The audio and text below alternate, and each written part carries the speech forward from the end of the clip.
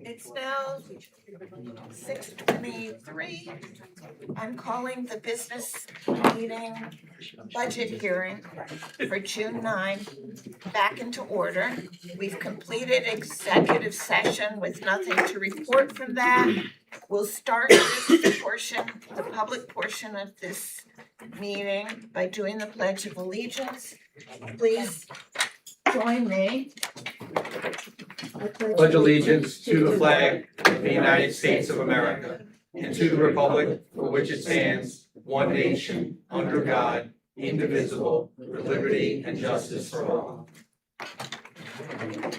Please make note of the exits, the door in the back, the one to the side, and in case of an emergency, leave in an orderly fashion as quickly as possible to the outside.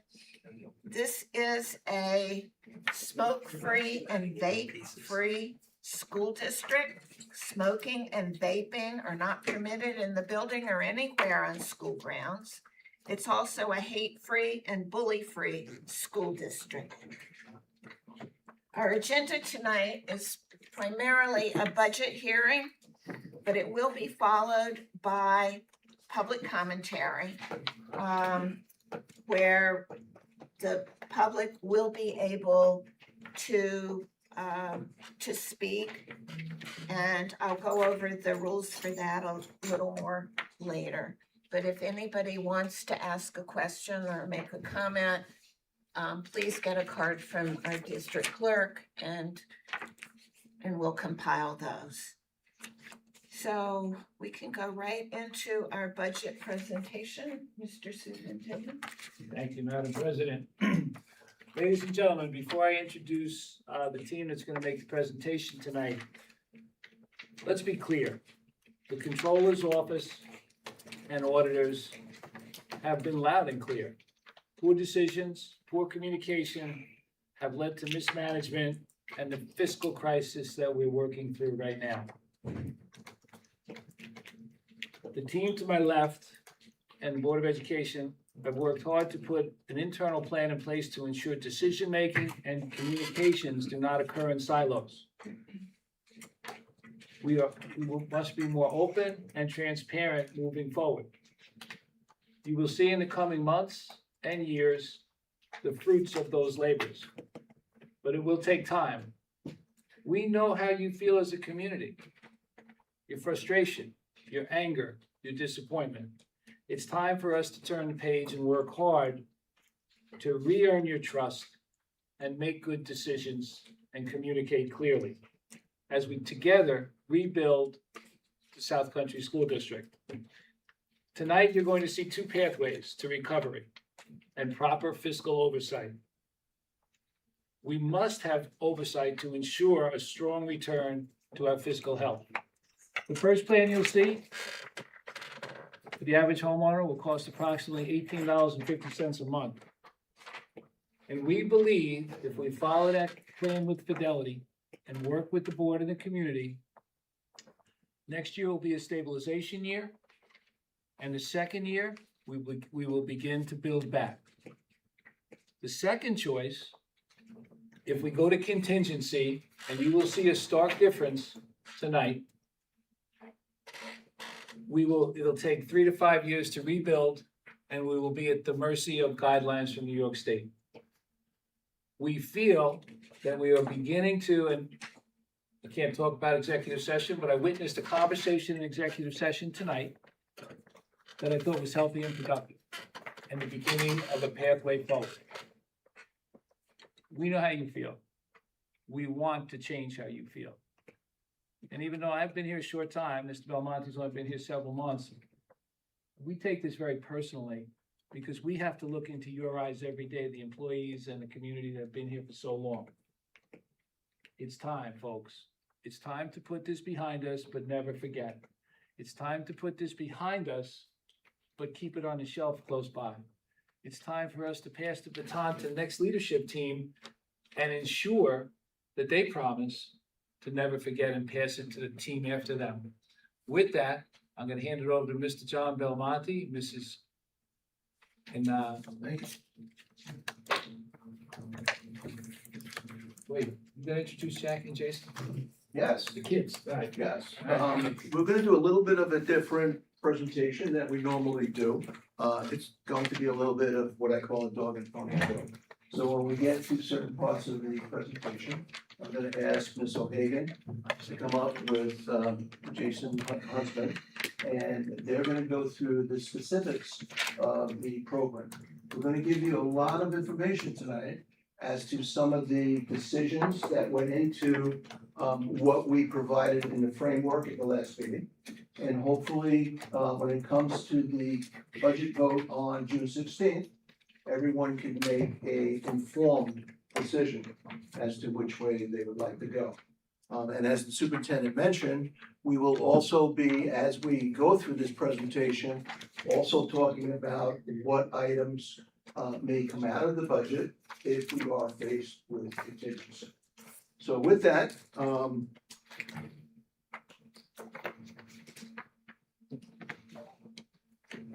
my clicker doesn't work. Must have been a budget cut. Gotta get batteries. Yeah, on the side. Press the side. Okay. Oh, okay. Have to turn it on, trust me. Okay, thank you. So this one. Okay, anyone have any questions?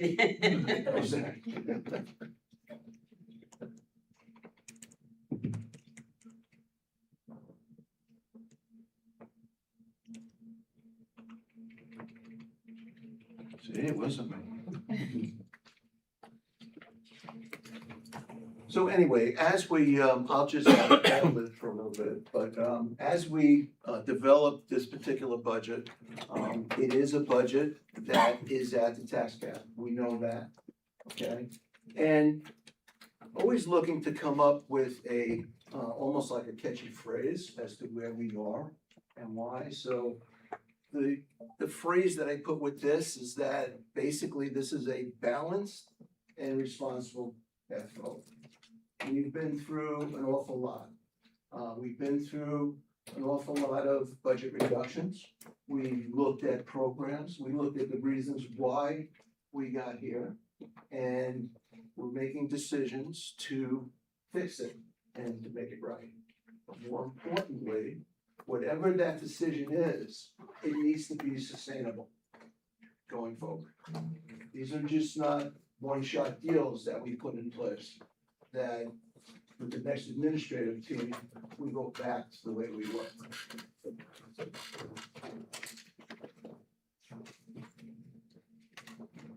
Oh, and keyboard, it's really gonna get complicated. Okay, there we go. So there you see, it's a balanced path forward. We know that the difficulties that we had came to ensure the fiscal stability and going forward. And the budget, this budget was built on district's actual operating costs and current staffing levels. And staffing levels that's mandated and educational priorities. And it's safe to say that unlike other budgets, prior budgets, this one that we presented, 26-27, is grounded in fiscal reality and designed to be sustainable, as I mentioned, going forward. So that's just some important things on the backdrop of what we're presenting. So we basically know that we resolved 2 years of fiscal structural deficits with the special act legislation and the advance of our general aid. And more importantly, we also talked about how this should not happen again and the things that we put in place to ensure it doesn't happen again. And one of the things that is key with this is the fact that for the next 30 years, on a quarterly basis, at the end of every quarter, the district has to report to the state Education Department, the Controller's Office, the House Ways and Means Committee, the Senate Finance Committee, and tremendous amount of oversight. And that reporting has to be done 60 days at the close of every quarter. So that's to ensure that the district is being monitored during the time that the loans and the proceeds are out, and that the district has to follow all the financial guidelines, God bless you, all the financial guidelines and protocols that need to be kept in place. So the budget that we presented, oops, let me go back. Okay. So the budget that we're presenting, we know that it is at the cap. We've been talking about that over and over again. And that we implemented significant reductions to the organization. We all know that these choices were very difficult. And every effort was made to protect the core instructional and support programs. And as we get further into the presentation, when we get into the detail, we'll have a better understanding as to what that means.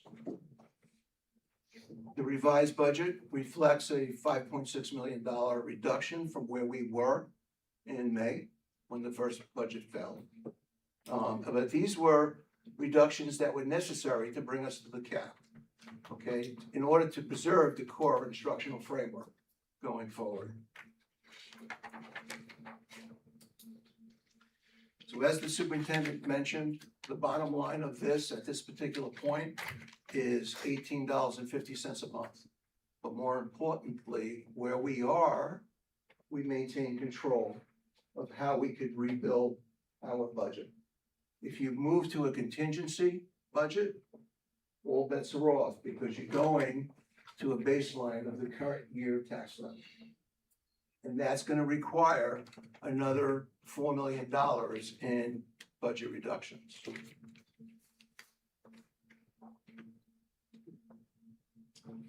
We know that the revised budget, we preserve the core instructional programs, pieces of athletics, both varsity and middle school athletics remain, essential transportation services.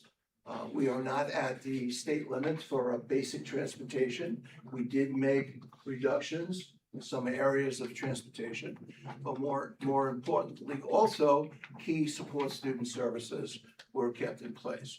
We know that we may have changed some class sizes and increased on a very minimal basis, and we made some decisions that would enable us to really secure the financial structure of the district going forward. And again, to get to a contingency, another $4 million in reduction would need to be removed from the budget.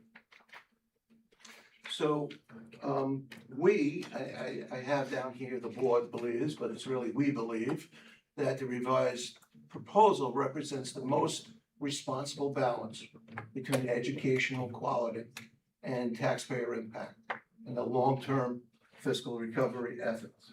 Because if this budget passes, we have just fixed 3 years of issues that needed to be corrected in a very short period of time. So with that, we all have the background. I'd just like to make some comments on the revenue side of the budget. Nothing really has changed from the original budget on the revenue side. The only thing different is the state does have a budget in place. And I could say with a great degree of confidence that it did not affect our state aid. And you will see a slide a little bit later showing that.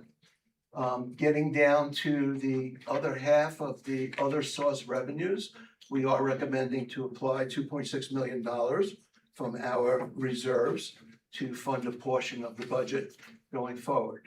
Just look forward, look to the column next to it, the 9.5 million.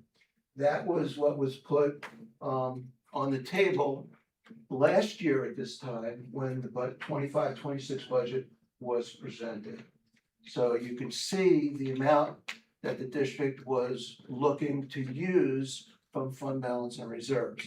And unfortunately, those monies no longer exist. So part of the issue, what we're trying to do going forward to be fiscally responsible, You're going to have to balance your expenditures with your available revenues. You have little or no reserves monies to fill that gap any longer. So that's why this process is somewhat painful, if you will. The other thing that I just like to point out is that, again, on the yellow line, you'll see the property taxes. And you'll see the current year at 71.4 million, and the proposed year, if the budget passes, would be 75.4. So that in and of itself, if we end up on contingency, think about what we've been saying. That $4 million, that $3.9 million increase on the tax levy has to go back to the 25-26 level. So we have to back into a tax levy of 71.4 million.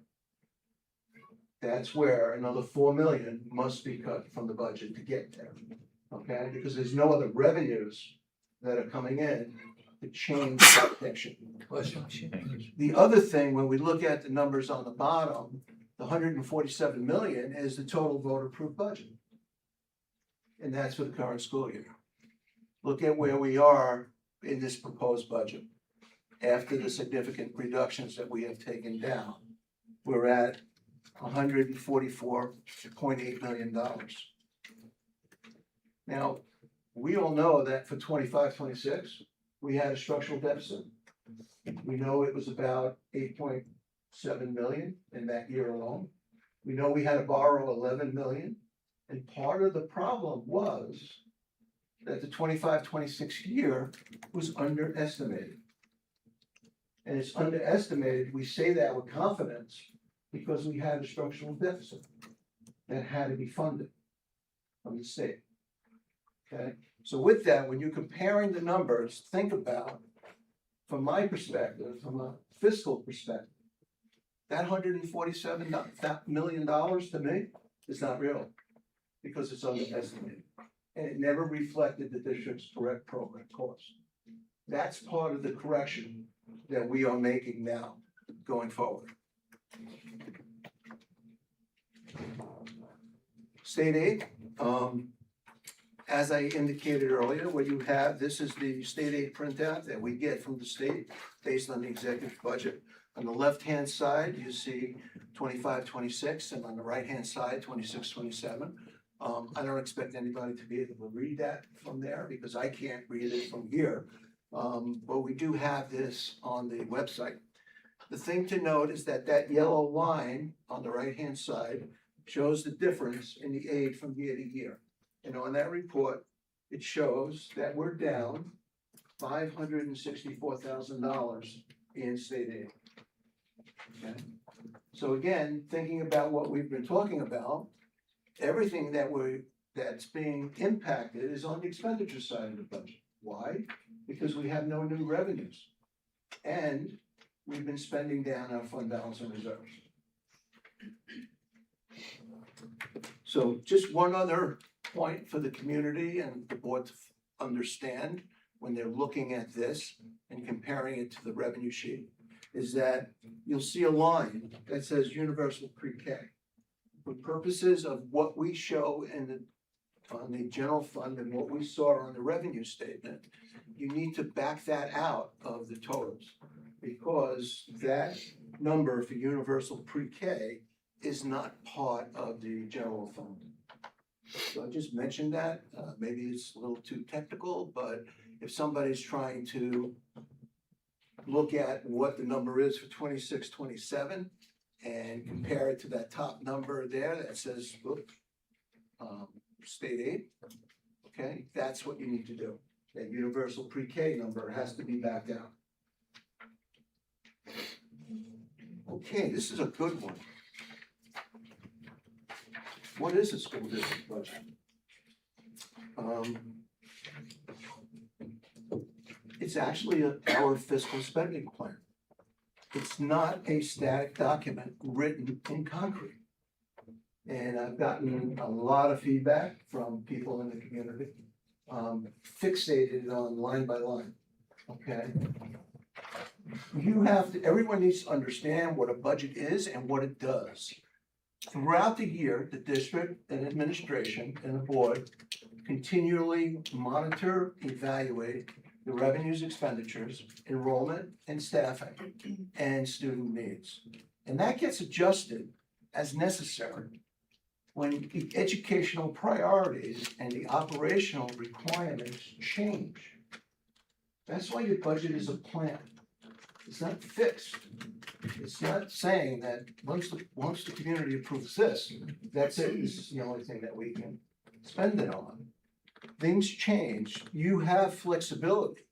The only flexibility you really don't have is that the one fundamental requirement that you must operate within the voter-approved budget and within the financial means while meeting the educational obligations. So basically, when the new year begins and the educational priorities here change because we have impacted them greatly, okay? Things within the budget will change. Things will shift. It will shift from different codes. It could be for staffing. It could be for other things that the district may need for the continuity of the educational program. The importance of that is to ensure that you stay within the box. You have to stay within your budget. You can shape that box and make it do anything you want to do. So that's the key takeaway from this slide. It's a plan. It's a breathing document. It can be flexible. Every month, the board approves budget transfers. We do it on a monthly basis. It's normal operating procedure for school district. It's nothing unusual, and it's nothing unique to South Country.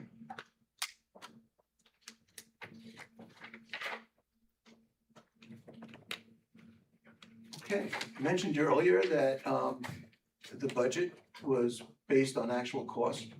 And from this perspective, that a lot of questions that I received based on the budget document, it appears that people have gotten increases when they looked at salary codes, okay? So I'm going to address that.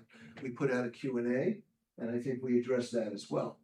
Again, we go back that what was budgeted in the prior budgets was not always accurate and reflected the true cost of staffing and operations. We recognize that. How do we know that? We have a structural deficit. We had to get special ed legislation. Okay, so we know that we're looking at 25, 26. To me, they're not real numbers. But we are required by law to show budget to budget. And that's when we show budget to budget, you're looking at those variances. So the big takeaway in this discussion is when you're looking at 26, 27, it's built on actual costs. It's built on reality, okay, going forward. It's built on the people and our program where it is at this point in time.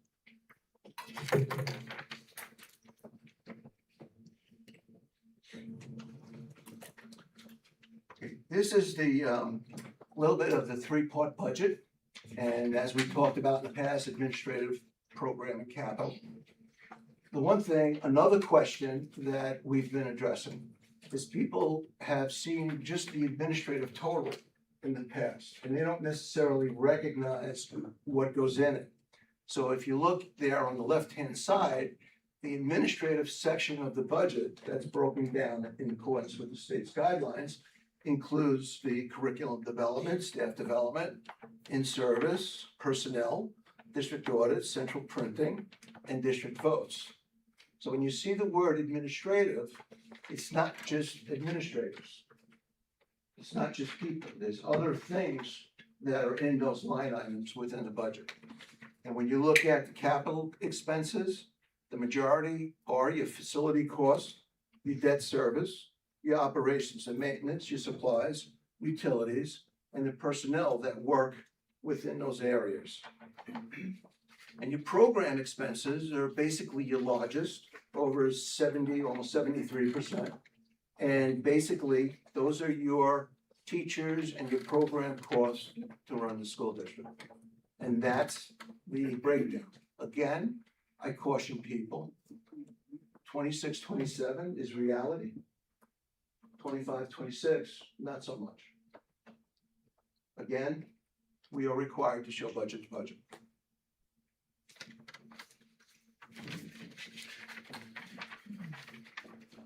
Now we're going to get into some of the meat and potatoes, as I like to call it.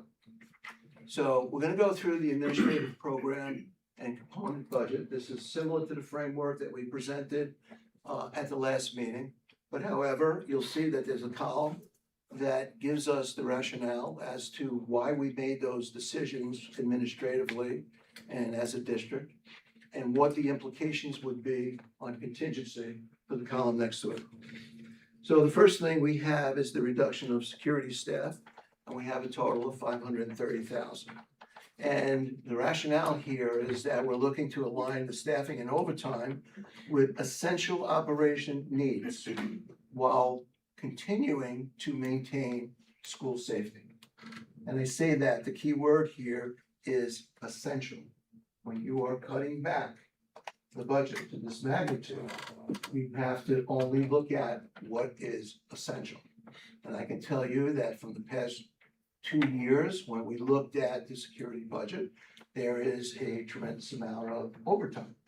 So one thing the district has to look at, number one, do we need all that overtime?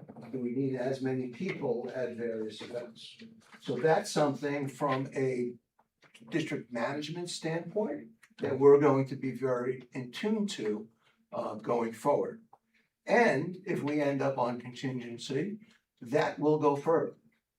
And at that particular point, when you're on contingency, you'll see when we get to the buildings itself, there'll be no use of facilities. There'll be no after-school activities. So a lot, basically, you're not going to need a significant amount of the security staff. So we would look to make further reductions in that area. Keep in the back of your mind is that that contingency column comes with a price tag of $4 million. Whether we like it or not, we don't have a choice. It's $4 million. The next line in the administrative section, we had conference and travel in a couple of codes. We basically removed all of that and we reduced those codes to 0. Okay, and that was a reduction of $25,000. Under contingency, since everything was taken out, there's nothing else to take out in that category. Postage, we reduced only $10,000. We're going to be looking at the increase of electronic communications and digital distributions. This is something that hopefully will bring our postage costs down. And then again, if we end up on contingency, we would look at that further as well. Reduction of clerical substitutes. We do have a provision for clerical substitutes. That's something when we're cutting the budget down that we would look at closely. And we would have to utilize the existing staff and scheduling efficiencies to cover short-term absences. Okay, that may mean that things don't get done as quickly as they should, but nonetheless, this is where we're tightening our belts. On contingency, additional reductions may be necessary. In all probability, additional clerical staff would probably be reduced across the board. And reduction of clerical overtime, the same thing. We're gonna look at only essential overtime, and we're gonna limit it only on a case-by-case basis as needed and as essential to the operations. And once you're on contingencies, probably no overtime unless it's an emergency situation. Very different operational structure from where we are now with this proposal to contingency. So that's what part of the takeaway is gonna be. You're gonna see right now, we have some flexibility to start to rebuild. When you get to contingency, you're starting at the bottom, you're rebuilding from the bottom. Just quickly go through the capital component. We've made a recommendation to reduce $270,000 in this area. And use of facilities and buildings and grounds. We recommended maintenance and improvements.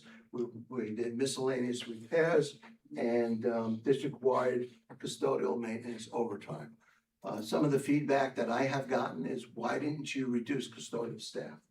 Well, over the years, our custodial staff has been reduced. And we have a very limited number of individuals. We also made a very conscious decision that when you look at maintaining facilities, that we can probably get a bigger bang for our buck with our custodian and maintenance staff.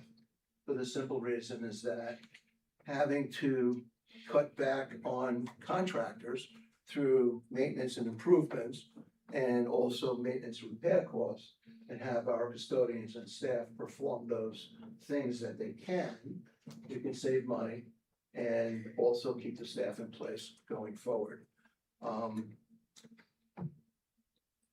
The key also here is that when you defer non-essential maintenance projects and facility improvements, which we would under this particular budget, okay? The monies were really only gonna be spent for code compliance and health and safety needs. And if you end up on contingency, at that point, we will probably go and reduce custodial staffing as well. Again, no choice of ours, but we need to get to a $4 million number.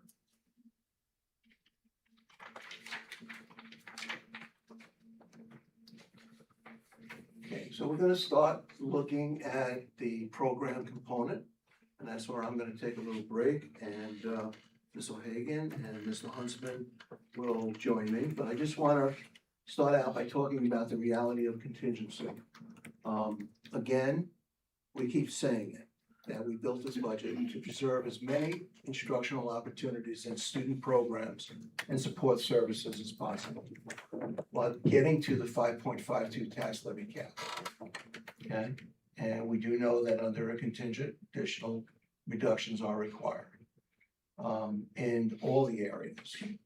And I think to one of the points that the superintendent made that's extremely important to take away is that the impact of a contingency will extend beyond a single year, and restoring programs and opportunities eliminated under contingency would require years of sustained financial recovery and reinvestment.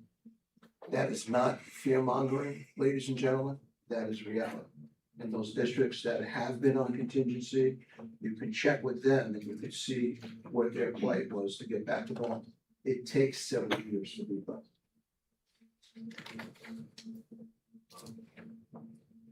Okay, with that, we're going to get into the program component. I'm gonna take the first couple of items because in the program piece is transportation. The community is aware that on May 19th, we had a referendum approved for reducing private school transportation from 25 miles to 15. The district was able to reduce its cost by $900,000. Okay, and if the district ends up on contingency, we will continue to look at route efficiencies as we did mid-year this year and consolidation to see if there's possibly other budgetary savings that we could achieve.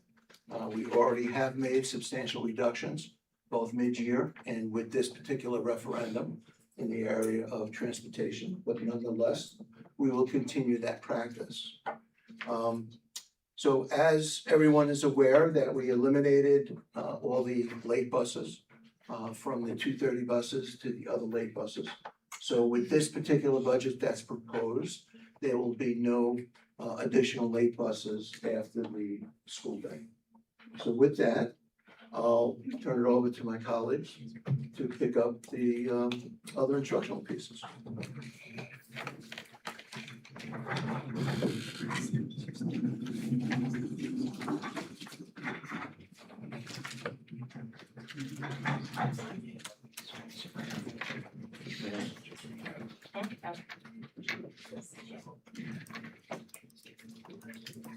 So the next piece is the technology part of it. As we know, it's really important that our students do have Chromebooks. They use them a lot in class. And in terms of them being digitally confident in using these Chromebooks, it's really important. Typically, we have our sixth graders who get replacement of Chromebooks and our ninth graders who get replacement of Chromebooks. So if the budget does pass, we will be able to support our ninth graders getting a replacement of Chromebooks. It's really important that they use these Chromebooks in terms of testing, AP courses, benchmark exams they're doing, midterms, finals, and so forth. Unfortunately, under contingency, we would have to remove, and this would be detrimental in terms of replacements for all Chromebooks. So it would be a big problem, okay? So that is in terms of technology. Second part is co-curricula. As of now, we have to eliminate all district-wide intramurals. We want to, with the budget passing, preserve the play production while reducing non-essential activities. However, with contingency, we would have to remove all. Again, detrimental.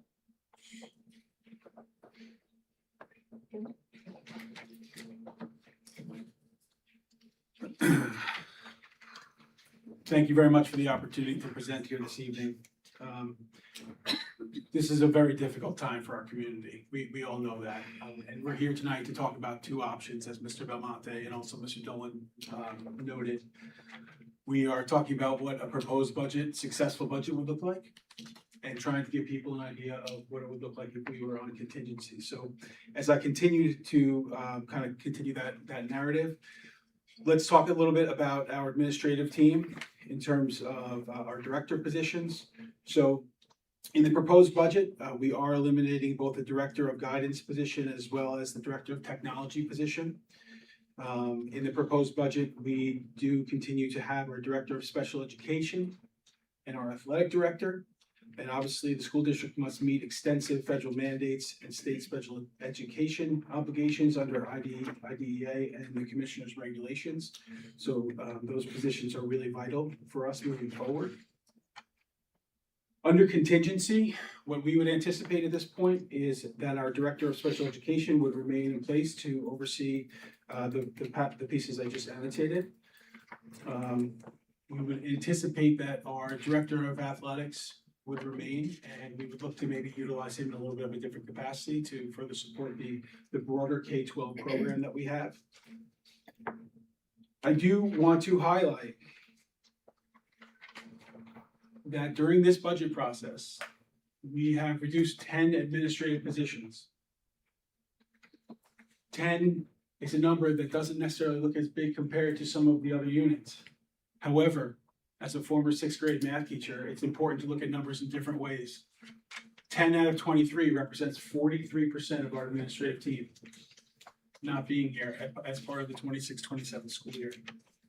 So I just think it's important. Obviously, numbers are important in terms of actual people and positions, but also when you look at these pieces as well, as we've gone through all these conversations, it is really important to also identify the fact that 43% of our administrative team is no longer going to be in place for next year.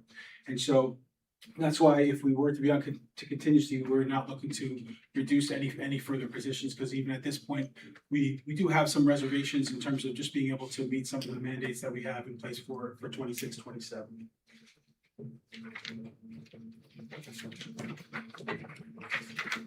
All right, as we continue on looking at athletics,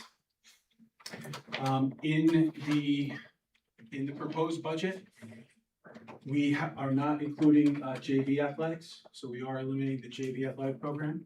However, it's important to note that we still are looking to offer our middle school and varsity sport program. And there's a reason for that. And the reason for that is that it was important for us to include all those pieces, but as we made these difficult decisions, we wanted to make sure that our seniors and upperclassmen had the opportunity to participate in varsity athletics. And it also was important for us to continue to create a feeder program for our high school program. And that's why we went with the decision of having our middle school athletic program. If we were to go to contingency, it's very simple when it comes to athletics. We will not have middle school athletics. We will not have junior varsity athletics, and we will not have varsity athletics.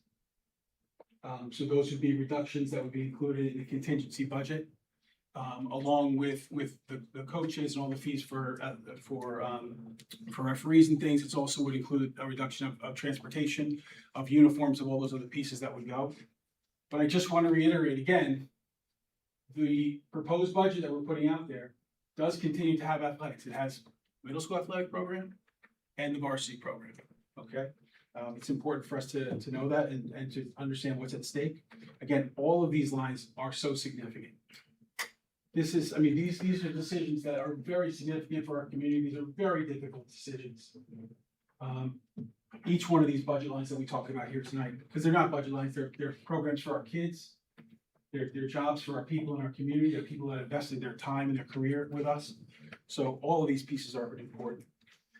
As we continue looking in terms of our music program, in the proposed budget, we do have a reduction of 4 staff members and 4 positions. And what that would look like is we would look to eliminate the band, chorus, and orchestra from Frank P. Long. And we would also have a modification to our middle school and high school music program.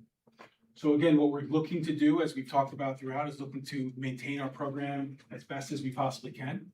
And so at the middle school, what we would be looking to do is we would be looking to combine our 7th and 8th grade orchestra, band, and chorus. So there would be 1 orchestra for 7th and 8th grade, 1 orchestra together combined, 1 for chorus and 1 for orchestra as well.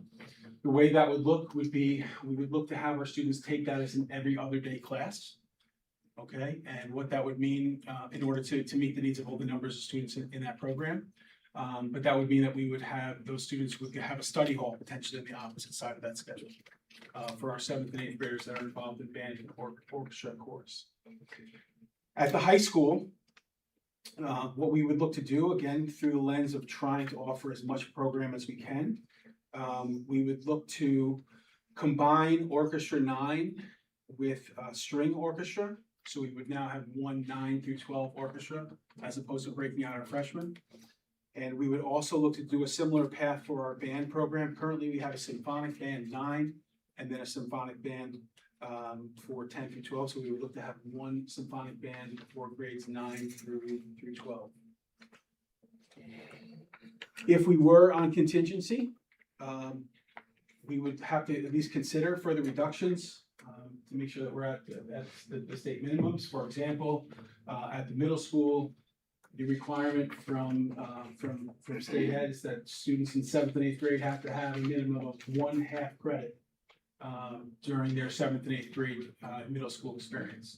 And so again, under the lens of all of this is our budget is a plan, a spending plan.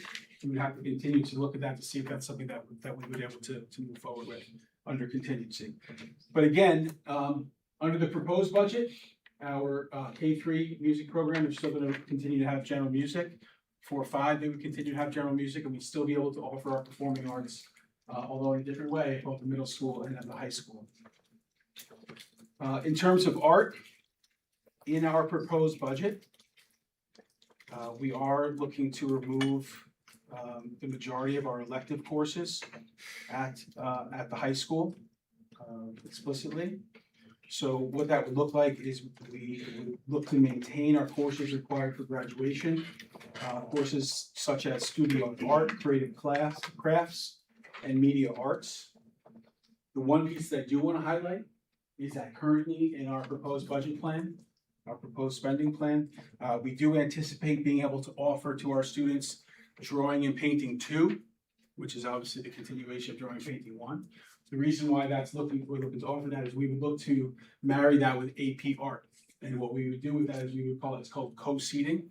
It's when you have 2 sections of courses where the numbers aren't as big as some of the other. You put them together and you have 1 class where 1 teacher teaches both those classes. But it's an opportunity again for us to maintain our pathway for AP within the art room, and also an additional elective for most likely some of our upperclassmen in terms of taking Drawing and Painting 2. Family and Consumer Science in the proposed budget, we have a reduction of one position. At the middle school, we would maintain what we have because we are at the state minimum in terms of our middle school offerings. At the high school, what we would look to do is we would continue to offer the same exact courses. we would simply offer less sections of them. It's obviously, our family consumer science program is a very popular program at our high school. So we would still look to offer that program, but we would have some students that wouldn't be able to take it because there wouldn't be enough room in some of those sections. Obviously, then we would prioritize based on graduation requirements and our upperclassmen to be able to take those courses.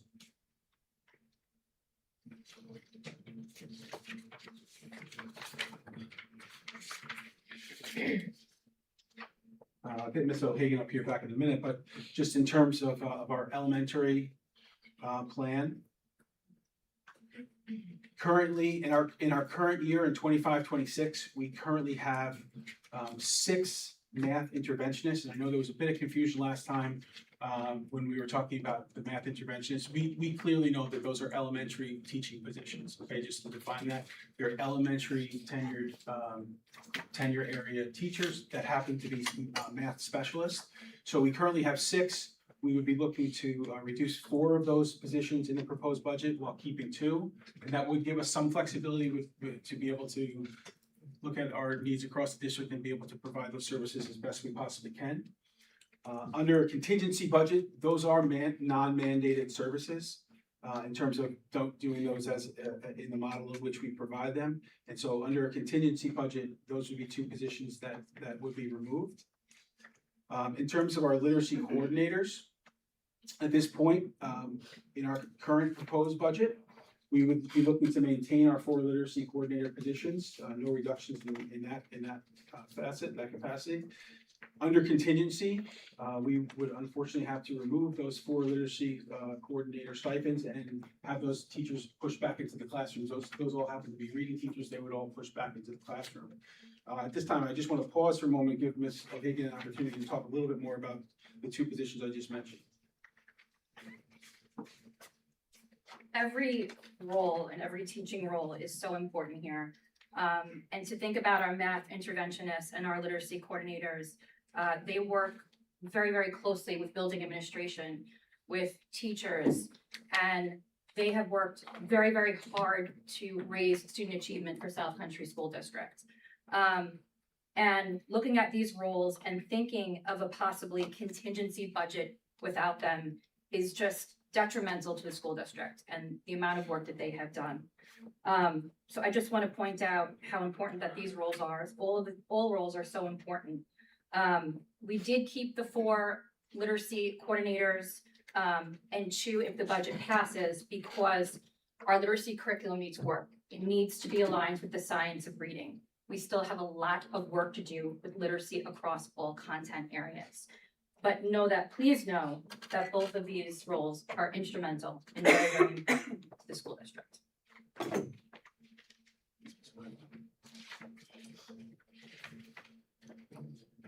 In terms of our elementary class sections, so I just want to kind of clarify here, or talk about it here, talking about sections, the number of sections that we offer in each grade level.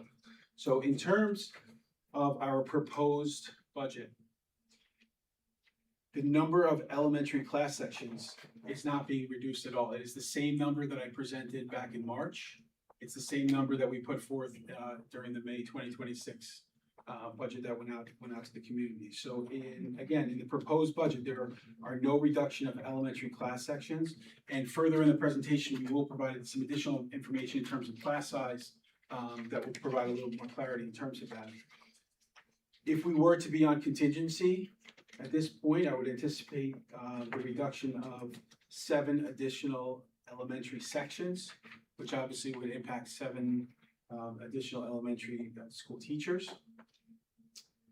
Looking at 6th grade, now I don't know if everybody knows this, but 6th grade is actually part of the elementary model. Years ago, it got pushed into the middle school. It's part of the middle school philosophy now, but technically our 6th grade teachers are elementary school teachers. They're part of the elementary tenure area. So under our proposed budget, again, we're not making any structural changes or any staffing changes to our 6th grade program. However, if we were to be on contingency, I would anticipate 2 additional reductions in terms of FTE, and that would come in two pieces. Number 1 is we would look to increase class size from about 27 to about 32 on the 6th grade level. And on top of that, we would also look to remove our WIN program. WIN stands for What I Need. It's a wonderful program for our sixth grade students. Transitioning to middle school is always a very difficult time in any student's life. So it's a wonderful program to provide our students with support and transition into the middle school program. If we were a contingency, that program would no longer be in place.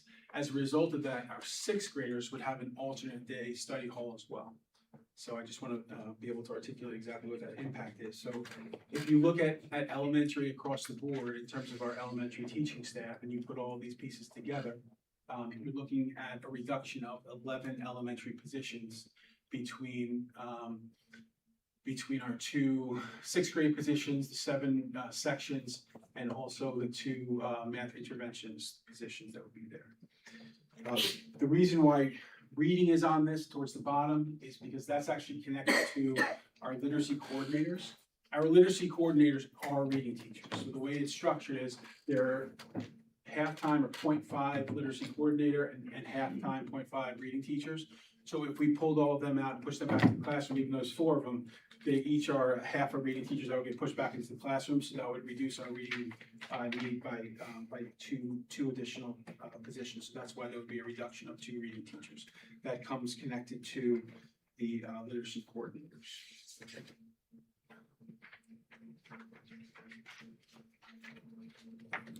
As we look at our high school program, again, through the lens of what's in the proposed budget compared to what's in a contingency budget.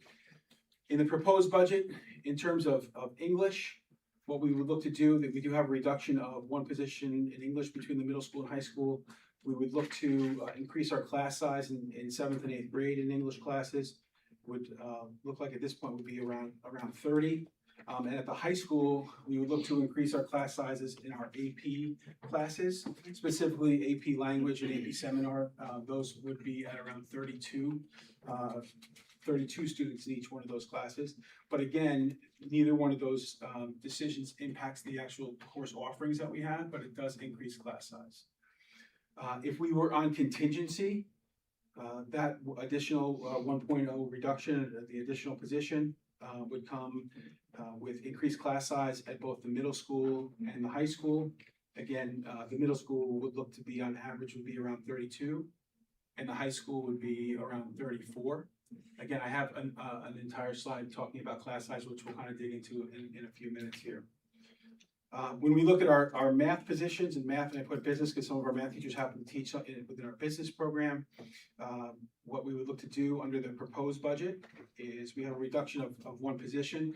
And one of the things that we did was we looked at our middle school Math 7 course, and we have 2 courses. You have accelerated math and then you have Math 7.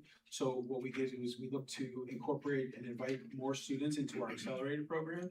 And by doing that, you are providing a wonderful pathway for students to take accelerated math, as well as it gives us the ability to be able to rebalance our classes between the Math 7 and the Math 7 accelerated. Additionally, we would look to increase our class size at the high school and at the middle school and some of our support AIS classes. Again, we're not removing those support classes, but we would look to increase the class size in those classes. The impact in the high school would be we would be removing one of our business electives, principles of marketing, would no longer run in our current proposed plan. But nothing else would be touched at the high school in terms of our math department in the proposed budget. Again, under contingency, you're looking at another reduction of 1.0 between the middle school and high school, and that would come most likely at the cost of an increased class size. Again, we would still look to maintain our courses, but you'll see what the class sizes look like here in a few minutes. In terms of our social studies piece in the proposed budget, we would be looking to increase class size at the middle school currently, with approximately about 30 students in each class of the middle school. We also, in the proposed budget, we also would not be running an elective, which is Intro to Law. And we would look to combine our active citizen course. We offer that in 2 different ways. We would look to, again, continue to run the program, but be able to pull those 2 things together to be able to be more efficient with how we offer it. If we were on contingency with the additional FTE reduction, you're looking at some significant increases to class size, which we'll go over here in a few minutes.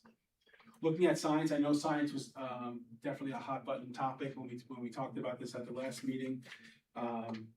So when we were talking about the elimination of AP Chem, AP Physics, and AP Environmental.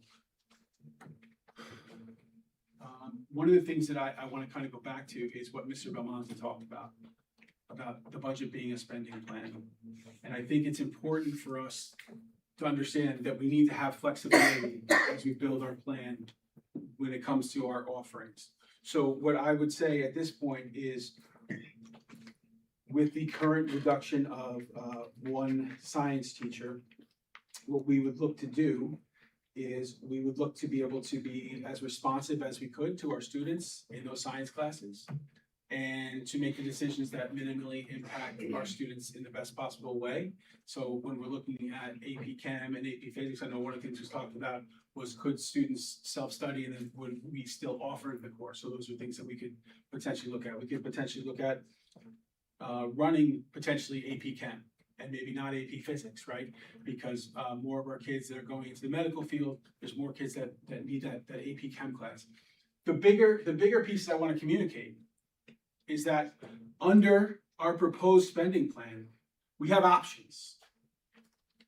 We have the ability to make our decisions based on our student needs. Under our plan of contingency, those things are off the table, and we're in a position where we're really not going to be able to offer any of those courses, and we're really going to be limited with what we're able to offer. And that would also come with increased class sizes as well, which I will get to here in a minute. Just want to add about the AP course. Oh, yeah, please. So just talking about AP courses, we were just featured in Newsday for earning silver status from the AP College Board Honor Roll, which is an incredible achievement that we went from bronze to silver. And I say that as the former Director of Humanities, current Assistant Superintendent for Curriculum Instruction, working with high school administration, our Director of Guidance, the Director of STEM, on providing open access for courses.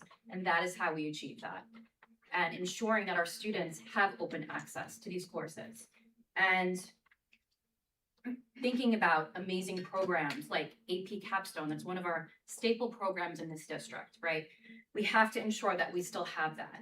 And if we go to contingency and we have to look at cutting more AP courses, that could have the impact of our status changing, that we worked so hard to earn silver status. So I just wanted to add that in. So will Capstone remain if the budget passes this time around? Yes, because Capstone is an ELA credit, right? So that would remain. But we would have to look at additional AP course offerings if we were going contingency. And what about Generation Citizen and Cadet Corps? Generation Citizen would remain untouched. That's part of our seal of civic readiness. That is not budget related at all. Okay. So that will stay. I can jump in on Cadet Corps if you want. Cadet Yes. Corps? Yeah, with Cadet Corps, what we anticipate in the current anticipated budget would be, we used to offer it as two separate courses, the first version of it and the second version of it. What we would look to do is to co-seed it, as we talked about with the AP. So you'd still be able to offer it and you differentiate within the program to be able to still have that program. It would look a little bit different, but we'd still be able to have that program. Thank you. Sure, thank you for the question. Last piece on this slide just looks at world language. The impact of in our current proposed budget is we would be looking to offer all of our same courses that we would be that we are currently, with the exception of we would have to eliminate our Discovering World Language program, which is a course for our middle school it's our sixth graders. It would be an every other day course, and so our sixth graders would have a study hall in that time period. When we look at the college Spanish, college French, and college Italian, I'm gonna connect that back to what we talked about with science. That we have some flexibility in the proposed budget to be able to offer some pathway of those courses. But again, when you look at the contingency budget, it really significantly reduces our ability to even look at those things as options. The font keeps getting smaller, sorry. All right, so just in terms of technology in the proposed budget, we have removed the technology electives at the high school. We are currently at the state minimums at the middle school. And so if we were in contingency, it wouldn't change anything because there's no more reductions at the high school. And we are already at state minimums at our middle school. When we look at our school counselors, in the proposed budget, we do have a reduction of 2 school counselors. And what we have now is a wonderful program that we support our students with. And that includes having school counselors in K-3. The state mandate requires us to have a counseling program in K-3, but not necessarily the counselors, so we would be at the state mandate in terms of grades K through 3. If we were on contingency, Excuse me. go ahead, I'm sorry. So how does that work? You have to have a program, but you can't have counselors? It can be implemented by perhaps a social worker, it could be something that a classroom teacher runs, so there's still a program, meaning a curriculum that's facilitated there, but it doesn't necessarily have to be implemented by a school counselor. Seems like an oxymoron. I don't disagree, but that's what that regulation is, so. So that's what we would look to do under the proposed budget under contingency. I do again anticipate we would have to do a reduction at Bellport High School of 1 school counseling position. And, you know, as we all know, school counselors play a vital role, just like so many of our other people, in terms of supporting our students during the school year, during their 9th through 12th grade, but also in helping our students to transition either into the workforce, college, or into the military. So that would definitely be a significant hit, as all of these pieces are, and all of these people are. It's very, very difficult. In terms of library, we would look to be at the state minimum, so we would not have, in our proposed budget, not have library in terms of K-5. We would continue to have library meeting specialists at both the middle school and high school. And since we would be at minimums already, there's no further reductions that we would be able to consider in terms of contingency. Special education, another kind of hot button topic. I do just want to clarify something in terms of special education services. In the proposed budget, we are not looking to impact the current level of special education services in any capacity, right? And I know that was something that was kind of put out there in a couple different ways, so I just want to clarify that one piece. What I would say is under contingency, one of the things that we would have to explore would be the possibility of going from a full day ICT or inclusion model at the elementary to a hybrid or split model. And in the split model, let me explain our current model. Our current model is we have a special education teacher and general education teacher that works together throughout the duration of the day. In a hybrid model, typically the way districts put it together is you have a special education teacher that pushes in during half of the day, and on the other half of the day, you have the support of a TA in the classroom. And those 2 people then alternate between 2 different classrooms. So again, at this point, I just want to, I need to put it out there with everything that we're talking about in terms of contingency. It's something we would have to look to continue to explore, but it's not something that we're taking action on right now. And again, in our current plan, we're not reducing services for any special education programs. It's not happening. We have reduced the number of special education teachers. However, we are not looking to reduce the special education offerings that we have here at Belmont. Bring Ms. O'Hagan back up.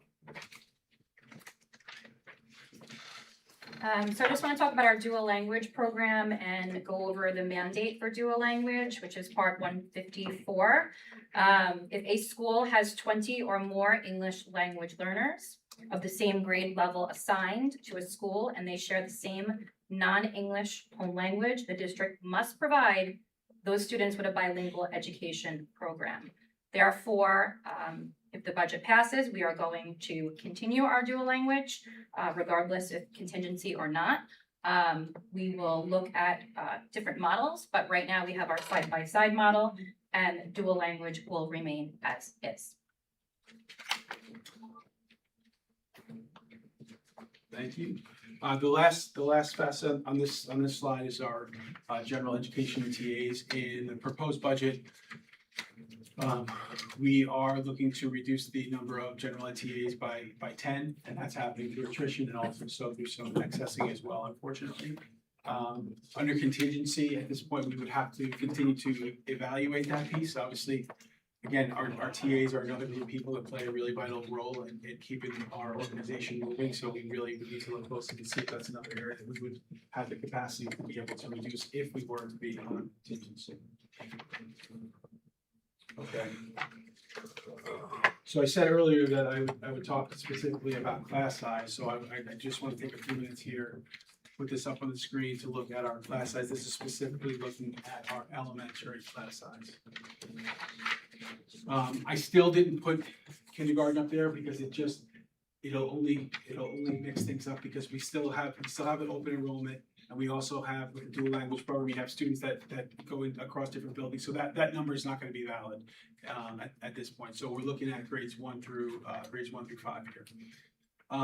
What I wanna point out, on the left-hand side, that represents our proposed budget.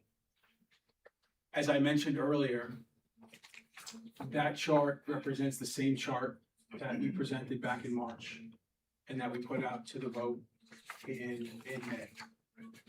And in the proposed budget, there are no changes to the number of elementary sections that we are looking to offer compared to what we presented back in March. And if you look at the class size compared to what we presented back in March and what we looked at in May, then our class size average is plus or minus 1. So it has stayed pretty static. Again, that's representative. Sometimes you have people move in and out. And I want to just take again a moment to look at our class size numbers. Under the proposed budget at the elementary level, you have average class size. Again, there's average. I know there's always anomalies, but average class size ranges from 18 to 25 in the proposed budget. From 18 to 25. If people are looking for a reason to vote, there's a reason right there. We still are offering a very competitive class size at the elementary level under the proposed budget. Part of that is because some of those changes that we'll look at here in the contingency budget, it really ramps up what class size would look like. And that puts us in a situation that we don't want to have to be in. But if we have to be, if we're on contingency and we have to be in that position, this is what those class numbers would look like. So on the right-hand side, that shows a reduction under a contingency budget, a reduction of 7 elementary sections. Spread across Brookhaven, Kramer, Kritz, and also Frank P. And it does come with a significant class size increase. So again, when you look at the average on the proposed budget, you're between 18 and 25. When you look at a contingency budget, your numbers range from 24 to 30. That's significant. That's significant. But part of tonight is to be as detailed as we can to show the board and our community what it is that's at stake here. All of these pieces are significant.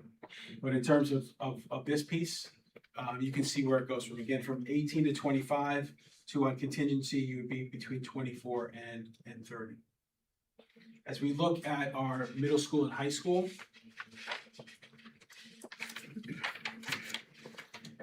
what I did was continue to look at our math, science, English, and social studies. So the top 2 boxes represent Bellport Middle School and the bottom 2 represent the high school. On the left-hand side is the proposed budget. On the right-hand side is the contingency budget. And I did 2 things. Number 1, I did average class size within those content areas. And if you look at Bellport Middle School, again, if you look at the average class size, you're between 26 and 30 amongst those 4 departments. And then if you look at under contingency, it's between 29 and up to 35 in social studies. The other thing that I wanted to highlight, because sometimes, again, going back to my 6th grade math roots, how you organize numbers and information changes the perception of it. So it's important to look at the average, but it's also important to look at the higher end range. So when you're looking at Bellport Middle School, what we would anticipate currently being our highest level sections in those areas would be between 28 and 31. When you look at Bellport Middle School under contingency, the higher end range would be between 31 and 35. And when you look at sixth grade, then we have 27 students under the proposed budget. And if we were to be on contingency, that's the reduction of one staff member. That's where we go from 27 average to 32. Looking down at the bottom portion of it, that's the high school. Again, I organized it the same way. The top portion there represents the average. So the average of the high school is ranged between 25 and 27 under the proposed budget, with that range being between 30 and 32, what we would anticipate some of those higher courses enrolling at. And then when you look at contingency at the high school, our average class size is between 28 and 30. But where you really see it is some of the range, the higher end of the range. So you'd be looking at some classes that would be upwards of 35 students in math, science, English, and social studies.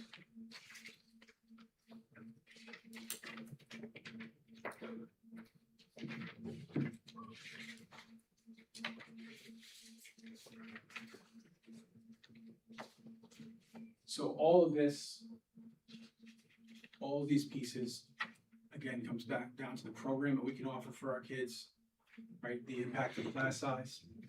At the end of the day, it all comes down to the impact on our staff.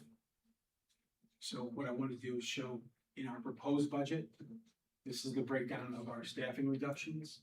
So under the proposed budget, we have a total of 94.5 positions. It's 95 people.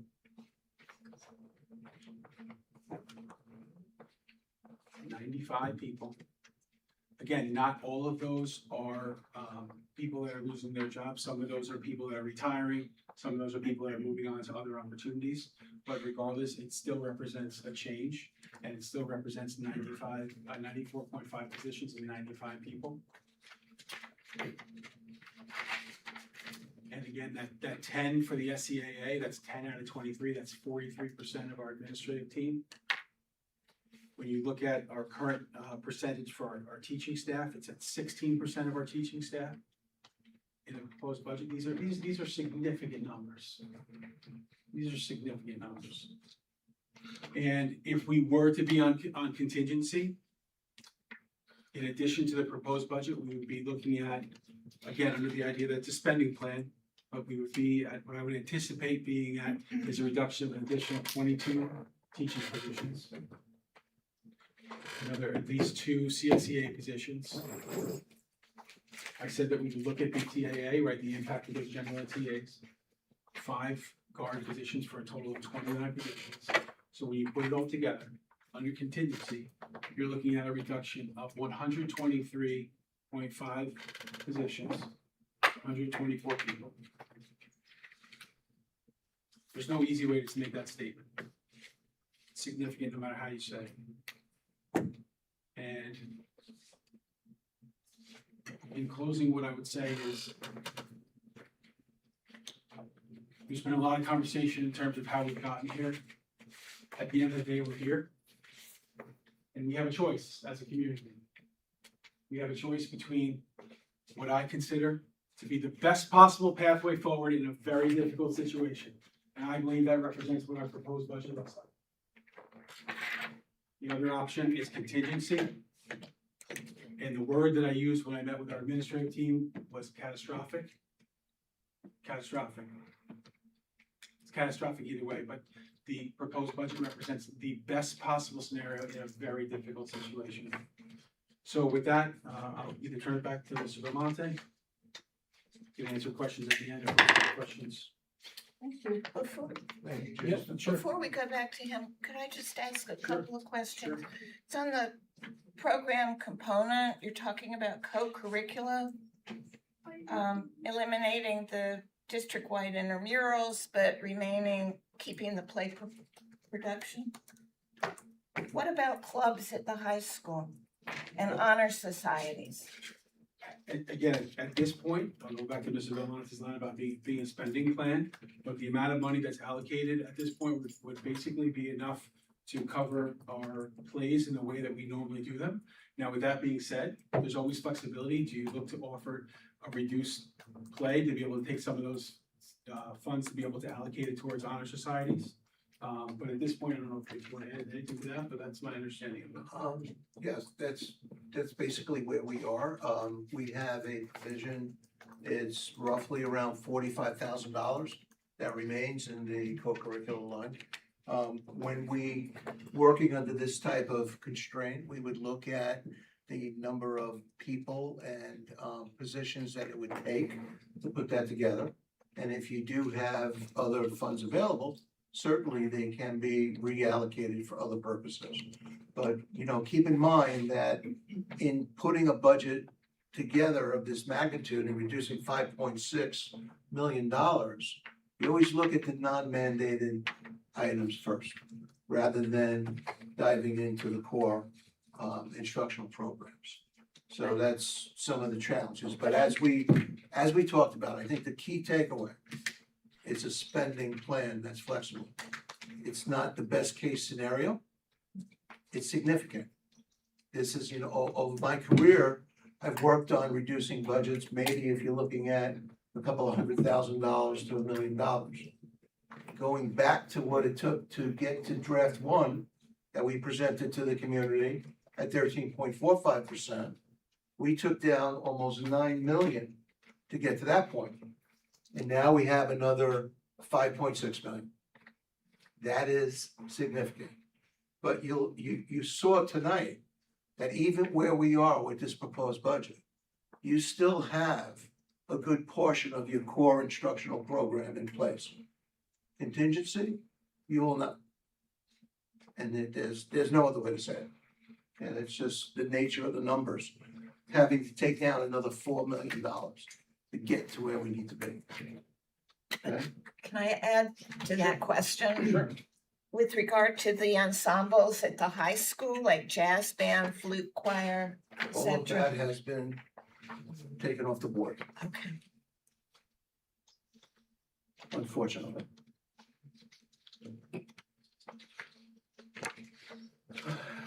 So as you can see, we have a lot of meaningful information that we presented this evening.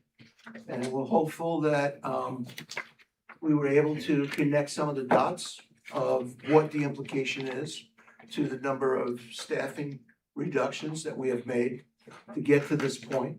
But more importantly, when you look at and reflect on those class size charts and you connect the dots, and you think about where we are with this budget and those class sizes, they're probably right in line with what a normal district would have across the board, and some of our neighboring districts. And I know some of our neighboring districts may even have higher class size. So what that tells me from the analysis that we have done is that with our decreasing enrollment, we were overstaffed. And we were making the corrections to right the district and put us on a fiscally responsible recovery plan. So with that, the other thing that will greatly affect the district going forward is the district's bond rating. And I want to talk about this because I spent many days working with Standard & Poor's in getting a credit rating for the school district in relation to our special act legislation. And as people may know, we had a AA stable rating going into this whole process. Because of the fiscal process, the Standard & Poor's knocked us down 2 notches to an A+. Okay, and that took 2 days worth of conversation with them, not only myself, but also with bond counsel and with fiscal advisor as well. And they were concerned about the path of the district, but more importantly, they embraced the recovery plan that was put in place. And the short time that the recovery plan, we were able to correct the 24 and the 25 school year with the special act legislation and the advanced and general aid. So they only kicked us down A+. And that, from my perspective, was absolutely fantastic, because when we sold those deficit bands, because of that, we received an interest rate of 4.03%, which, considering the fiscal stress and challenges that we face, I welcome that, because there were other municipal institutions that I don't think their fiscal woes were as deep as ours, and they were upwards on recent sales anywhere between 5 and 7%. So we did very well. However, they did put a little caveat on it, and that's the little piece on the right that says credit watch negative. And what that means is they said, you guys put together a really good recovery plan. You implemented it. We see some of the fruits that have materialized at this particular point. However, we still want to see the school district be able to approve a budget, because that credit watch negative means they have 90 days to kick the district's credit rating down. And when they kick the credit rating down, it means for the district that we get higher interest rates, we have higher annual debt service costs, fewer interested investors. So this is what actually happened the morning after the budget failed. We were on the phone, we were ready to sell bond anticipation notes, and fiscal advisor told me, because of the information that went out, several buyers backed out. They didn't want anything to do with Sun Country.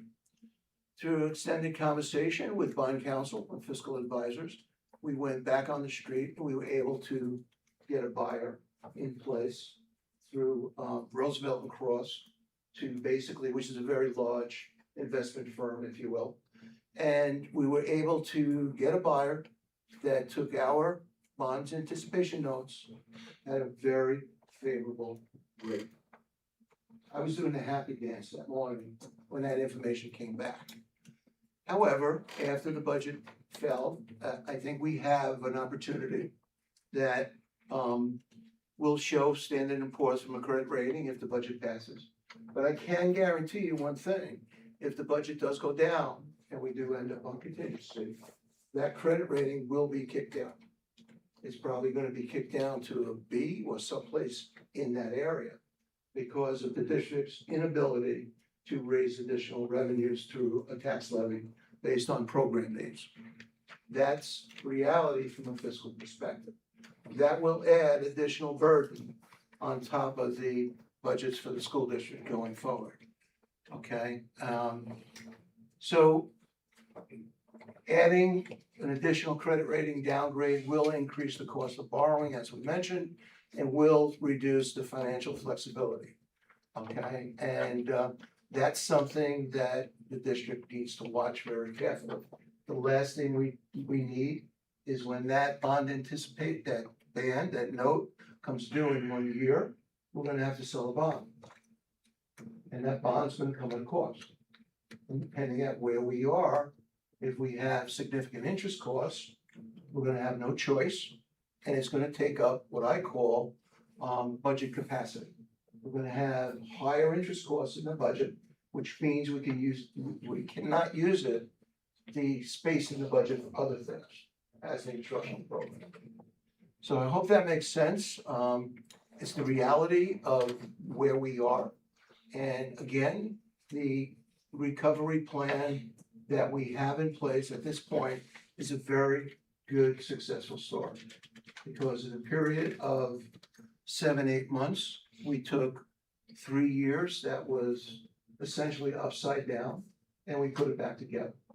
So we do have a responsible and balanced path going forward. So now it's just gonna be up to the community, how they feel, going forward on the 16th. Okay. So, this is something that you saw before. We know the budget, the annual increase, we talked about $18.50 a month. We did prepare the chart on the other side for those homeowners that may have a different assessed valuation than what we use as the average of $2,600. Again, if you want to see where you fall in this for your homes and your property, if you take out your tax bill, you need to go to the school line, the school tax line, because there's a lot of other pieces on there. You can't just go to the total of the tax bill. So that's there for your information as well. And then in closing, everyone knows this is very obvious. What we propose is very significant. This is not the norm, okay? And we do know, and what we showed you tonight, going to contingency, we go even deeper, okay?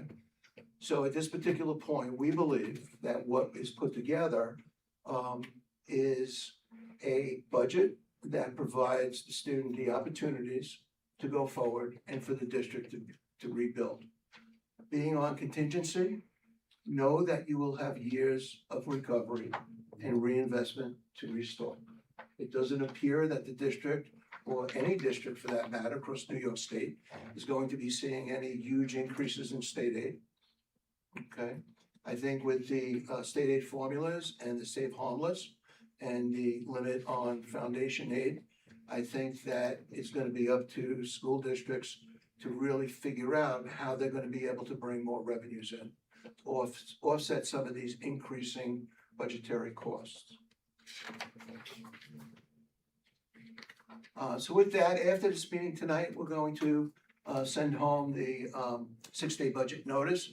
This is a little preview of what it's gonna look like. On the right-hand side, you do have the contingency budget. I'm not gonna really spend a lot of time with that. Again, just summarizing where we are. You saw this chart before. We're basically in the middle of it right now. We're on that third line, if you will. We're providing the budget. Again, we're at the cap. It's $144.8 million. It brings a tax levy of $75.4 million at a reduction of 1.54%, 1.57% in spending at the cap, and all it requires a 50% majority. Contingency, the numbers are underneath it. We bring down another $4 million. We end up with $140 million budget. And you can see the tax levy goes down the budget to budget 4.26%. So at that, you see what the cost is to get there and the impact to the district's programs going forward. So this is the big grand finale. There you go, June 16th, 7 to 9, 5.2%. 18% of $18 a month, okay? And by doing this together, and we mean this sincerely because everyone has worked so hard on this together, is that we define the road ahead. And that's the choice. Preserving the opportunities today is gonna build a stronger district for tomorrow. And that's all I have. Thank you. Any question from the board? We can go on to our, I have just a few. Thank you. Please, let's hear, it's good to hear the board talk. Okay. Thank you very much. And thank you to our assistant superintendents for the tag team presentation. I tell you what, it was great giving me a breath. I would imagine so. It was nice to see the team effort. I don't know where to begin. The band music, the music program at Frank P. Long. Do you have the cost for that program? Off the top of your head? Not off the top of my head, I'm Alright. sure we. Would you provide that for me? I just have ideas in my head going forward. Thank you. The Frank P. Long, staying with Frank P. Long for a moment. The administration's rationale for going, for eliminating the assistant principal there and going from 2 administrators to 1. what is administration's rationale for eliminating the second administrator there? Do we have a rationale with I'm just concerned about the amount of students. I believe it's 500 at that school. Are we certain that's a responsible thing to do? In terms of our administrative structure. Yeah. We're faced between a rock and a hard place a little bit. You know, when you look at other communities, again, I'm not trying to compare us to anybody else, but typically an elementary school, an intermediate school of 500 students very often has just a principal. Mhm. Historically, that was something years ago that most of them had a principal and an AP. But yeah, I mean, it's gonna be a challenge. It's gonna be a challenge having just the principal there, but you know, I have faith in that person will be able to move forward. Yeah, it has but- nothing to do with faith in the principal. I have faith in her too. I just don't wanna overburden her, but I just didn't know if there was anything else Well, going into the just to decision. follow up on that, I would say, I have, I think we've all kind of annotated through this process. We have reservations with all these reductions, and certainly when you reduce your administrative structure by 43%, it's gonna create some concern across the board. Mhm. Yeah, it's a difficult spot to be in. Yet the position is still in the budget. When is the proper time to take it out of the budget? It's still funded in the budget. The assistant principal is still in there. When will we see that come out of the budget? Those positions were taken out. I thought I saw it still in there. All right, well, we'll look at that It another could time. I be- believe it's still in the budget. It could be various reasons why monies are still in the budget code. Gotta keep in mind, there are contractual obligations that the district has when people are either accessed or let go. So we make a provision in the budget to cover that as well. Again, a lot of those things would be contractual. Contractual, okay, we need to. But look as at far that. as the positions go, the positions have been eliminated. All right, there is a lot of confusion with contractual obligations. The community has questions about some of the items that are in the budget that are contractual, that have to be there. So some of the questions that were posed to me from the community as well, are contractual issues that were raised. So I understand what you're saying about that. Let me just get some of the other issues that were raised to me. If anybody has questions in the meantime, go, and I'll just go through my list and you can come back to me. Go ahead. Sorry. I do have a question about world language in 12th grade. I know there were certain classes such as Cadet Corps, and there was another one that you were talking about co-seating. I know is it the seal of the bilingual literacy? That several of our seniors have gotten over the last couple of years. That was something that we implemented that we were very proud of. Is there an idea of co-seating the 11th and 12th grade language classes as we're doing with some of the other classes? Instead of just eliminating the 12 across the board. Yeah, well, that's why I had said, in terms of those in particular, talk about college Spanish, college French, college Correct. Italian. In my previous experience, I have seen those classes co-seated. And so that's where, again, the budget is a spending plan, so that we'll do everything we can to, if that's something that we can put together. One of the challenges with that, just from a very practical standpoint, when you're talking about French and Italian, those are singletons, and you put two singletons together, meaning, Italian 4 and then the college Italian, it becomes very difficult to match different grade level students to that singleton class. Singleton meaning it's only offered one time throughout the course of the day. But it's certainly something, those are all the things that we would absolutely consider.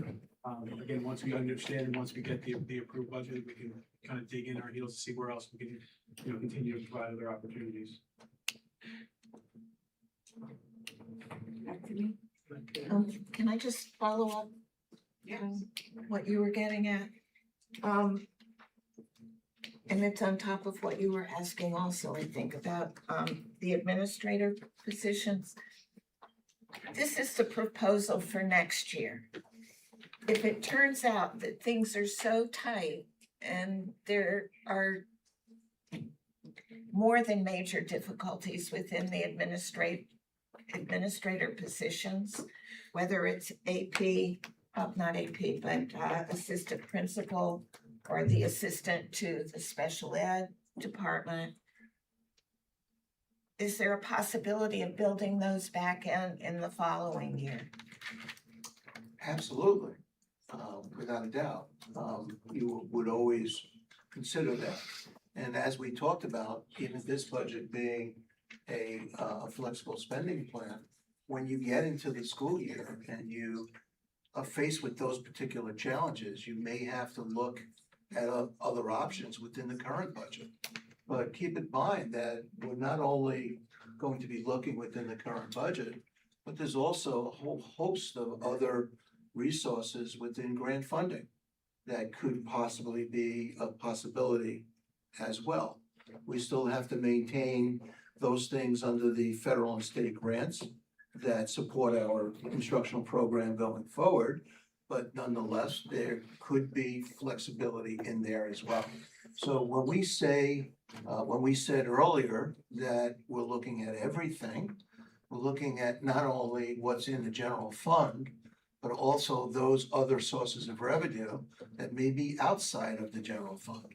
And with that, and having said that, also exploring other grant opportunities that you may be able to get additional monies to come in for the district for those particular purposes, for those specific instructional plans. So, and is it true also then that even though some of the things are out of the budget for the coming year, like the ensembles and the jazz band and flute choir and all of that, that could come back in the following year if things Absolutely. stabilize and you're able to rebuild better? Absolutely.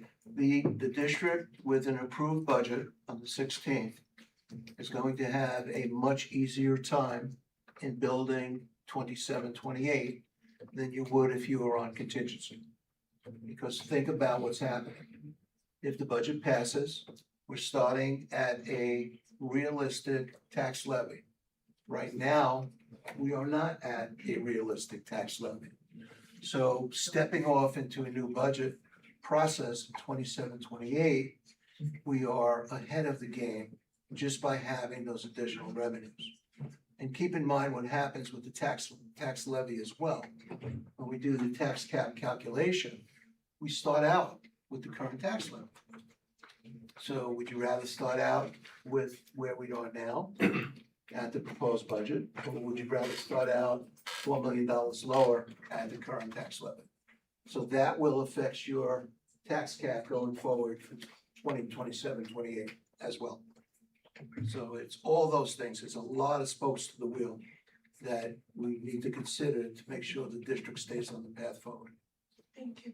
Back to Cheryl. Thank you, Madam President.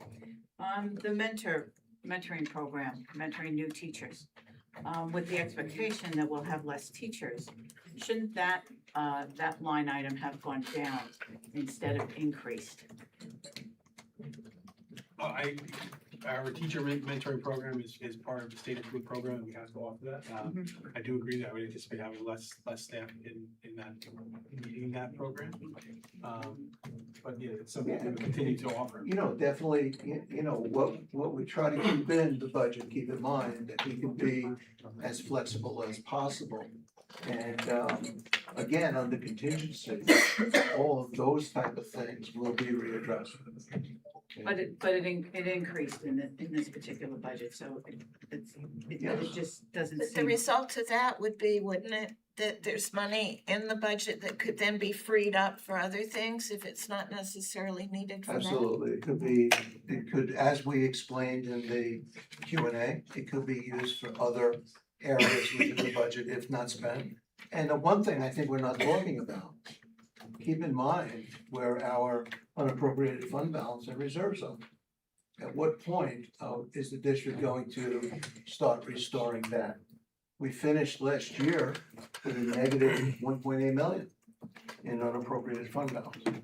That was one of the reasons why we also went with the special act legislation. So at best, when the special act legislation kicks in, maybe we'll be at zero. But nonetheless, you still used a significant amount of your fund balance and reserves, and at some point, we need to start rebuilding that as well. Well, I just think there's some concern that, you know, perhaps it was overfunded, where, you know, perhaps it could have been rebudgeted to save some other jobs. So just a concern I understand. that has to be looked This at. is super tight. There's also some concern that, monitors for cafeteria duty, that the smaller buildings have a greater budget for monitors than larger buildings do. For example, Kramer versus, Vern Kritz. So there's some concern with those budget lines.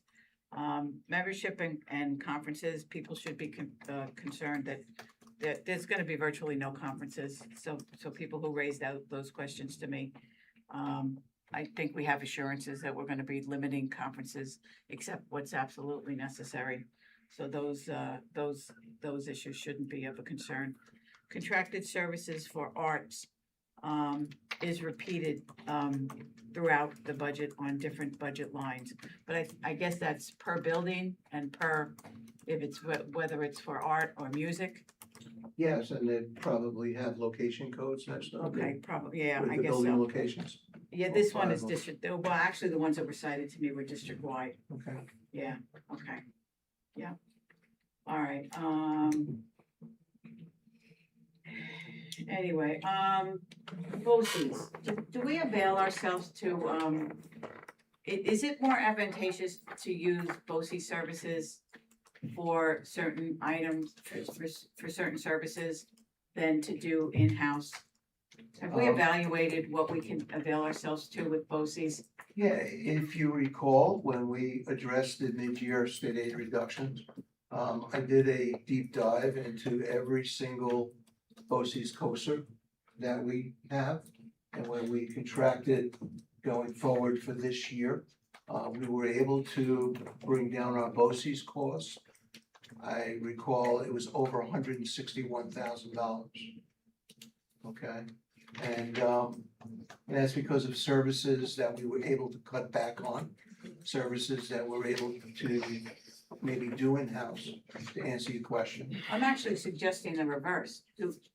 Are there more services we could use of BOCES instead of in-house? I think the biggest user of that would be special ed services, Okay, and those are mandated services, because we don't necessarily have the in-depth type of program in-house to provide those services. So I would say that that's our biggest ticket with BOCES, and the other biggest ticket is OPGAD. We probably have about 99 students that currently attend. I mean, like reporting mechanisms, have we really looked at our reporting needs to see if we have services Well, that through BOCES could BOCES, provide for us? when you think about what we do in the business office with Envision, we contract that through BOCES. We do, When we do Okay. the staffing and the sub-services through personnel, we subcontract that through BOCES. Because those are services that we cannot necessarily perform in-house. And the advantage to us with that is that if it's eligible for BOCES aid, we also end up getting BOCES aid on the revenue side. okay, so that's So- revenue producing, Yes, it is. Yes, it is. okay. Okay. All right, the salary for our district-wide psychologist appears in the budget that the cost for that has increased almost double. Can you speak to that? Yeah, when it's compared to 25, 26, I can say with great certainty that the number was probably not budgeted, or under budgeted, if you will. Or people were budgeted in other areas. Oh, so we just didn't budget it properly. Yeah, for so it. keep in mind how we built the budget, and that's what makes this so difficult when you're looking at these cost increases. When we built this budget, we built it person by person in the area that they currently work. And that may not have been the case prior. If the board recalls, remember the huge budget payroll transfer that we took to the board? We were realigning people and putting them in their right spot. we're putting them in the right seat on the bus, if you will. So the college psychologists need to be charged to psychologists. If, as far as the instructional codes that have buildings, people were just, they would charge in their own building codes. So when you make those adjustments, you're correcting people. So that's why we're saying 26, 27. We believe that's a real budget based on people where they're currently working. And I cannot, well, I can say with certainty, that did not happen in prior years. Mr. Belmonte, So I can only work with what we built. Mr. Belmonte, just to follow up that, because Cheryl brings up, trustee Felice brings up those points to explain to people that right, the 25-26 budget, which was ultimately deficient and underfunded, we had several issues with that. And that when you're making your comparisons, when we see the comparisons today to the budget that you developed for next year using real numbers, to understand that the 25-26 numbers, you can't change or touch. So whatever was approved and sent to the state, if there was an error on that side, you can't go up and go, it was a mistake, let me correct that to show you what was done in 26. We're stuck with that number that was in 25 and 26, correct? That's correct. As I mentioned, we are required to show budget to budget. Right, and you can't change that prior year's budget that was submitted. So people should understand that this is one of those elements that is not an accurate description for what we're doing from last year to this year, because this year you used real numbers. When we present the budget next year and you see percentage changes, those will accurately reflect where things have changed. Is that correct? That is correct. So that the flaws and things that existed last year, the mathematics in it are kind of still messing with our heads. That what we see on those numbers really isn't reflective of the changes in the programs, the people, or the monies associated therein. That is absolutely correct. Thank you. Last question, Yes. Oh, last question. Superintendent hearings. Should the superintendent perform a superintendent hearing and we should not hire an outside person for those hearings? would the superintendent like to answer that? If he would love, if he would be so inclined. This has been very interesting to see, because we do still have people showing up here to work every day and giving their best shot. The superintendent doing the superintendent's hearings can cause a problem because the superintendent becomes the court of last resort if there's an appeal to that before it comes to you folks. But our administrators, we just started over the last, I spoke to them and they've been working on something that we'd be more than happy to share. Let's see how the next couple of weeks go. But I'm of the mind that the building administration takes care of the kids every day. And they've been working on a program where the building administration, before it comes to the superintendent hearing, can say to the parents, we know you, we know your child. Yes, your child made a mistake. We need to take some action. But if we sit here at the table and work out a plan, and then the building becomes part of it immediately, once you suspend a child, you gotta start working on a reentry plan. The superintendent, when they put their hands where they don't belong, can only cause problems. So, yeah, those hearings, not a big fan of them. And I'm very proud of the building, administrators who have taken the initiative and are, I think, doing what's better for kids, better for families, better for the building, and saving us money. So I'll the next meeting we can talk a little bit more about it, but thank you. Thank you both. Do you have a question? I have a question. Oh, you guys got, do you know? Oh, I think you were next. Is it true that by having the appropriate level of staffing and adjusting the staffing as we move forward from year to year, the appropriate level of staffing will provide the money to start to rebuild appropriately, whether it's the resource, the reserves We're not paying people that we don't necessarily need, that can only work to our advantage. Absolutely, 100%. And right now, we made those tough decisions and corrections. That's where we are. So we are at a good place to start to rebuild some of the things that we have taken down. Yep, I have a couple comments or questions. Like I said, we both be in the same area. I know what it took to get to where we are today, obviously. I know the catastrophic, I guess, component of what contingency brings. What I would challenge, the administration, and I know this is only a extended plan.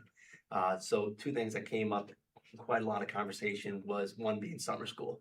I know a lot of it will be determined on enrollment and other things as well. I would challenge the administration to look at alternatives, whether it's a credit recovery option and or a cycle course option as a more fiscal responsible way to look at summer school, not just for this summer, but also for the future as well. I think it's something that we could probably look at. I know it wasn't part of this presentation, and it is enrollment based, but I do think that's one thing. The other thing is, there was a lot of mention of special ed, and I understand that everything is going to be pinned one against the other in a different component compare cost, analysis. And I understand that we did not go below or lose anything that we had on the special ed level, which I appreciate, but there was a lot of areas that were obviously hit hard during this time. One thing I would say, and I would challenge again, and I know this is probably a bigger conversation for the future, again, and this is suspended plan only, would be, you mentioned the ICT model being something that is robust in this district. There is things that I think that we can do as an administration if we look into the mention of a 4-4 split scenario and things like that. So I would challenge the administration again to look at some of the special ed components to see if there's additional ways that we can be more efficient in the future in those capacities. I know that's not part of this presentation as well, but those are just some challenges and things that I think we're gonna have to face in the future as well, that although not part of the 5.52, could become part of the contingency. Hopefully you don't have to go that route. But those are things that I personally would like to see kind of looked at in the future, maybe during the spending plan, and there's some conversations had.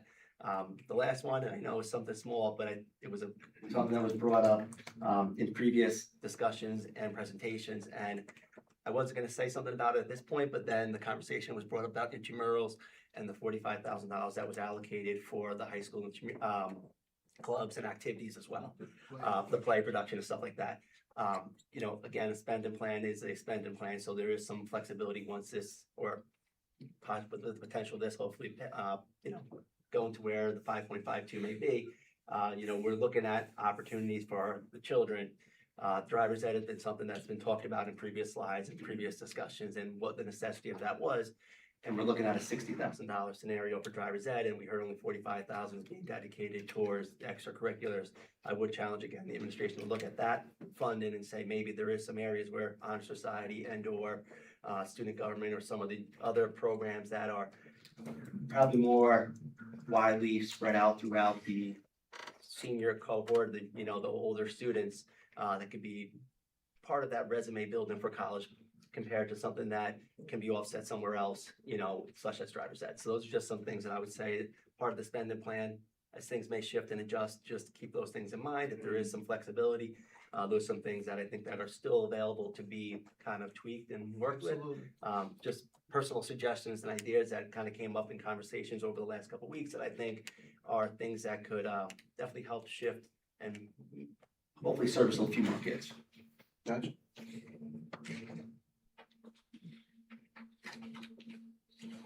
That's right. Thank you. Okay. Now we're to the public commentary portion of our meeting. This is where we have an opportunity for the public to ask questions, make comments. Each person will have 3 minutes, and you have some cards that are already filled out. And if you want to send them, Do you want me to hold it down, Slim, or do you no, want to? if you bring them here.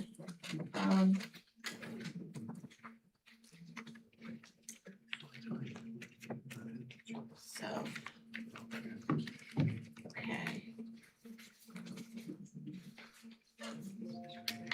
Our first speaker would be Dr. Mary Pettit. Before I start, am I microphone-less? Do I have a microphone or no?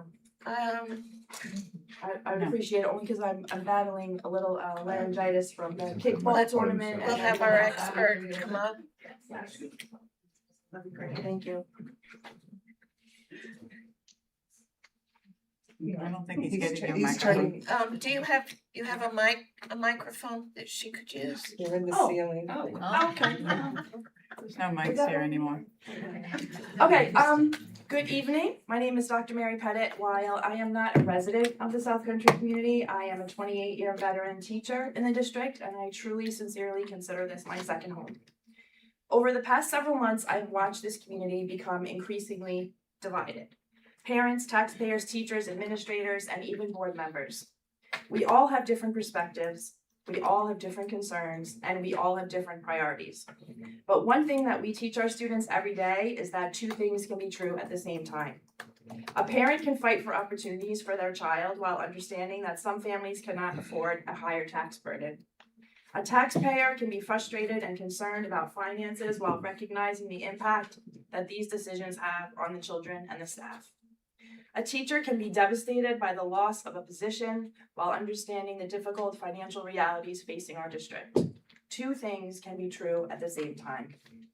What concerns me tonight, though, is not simply the decisions that were made, but how the people affected by those decisions were treated.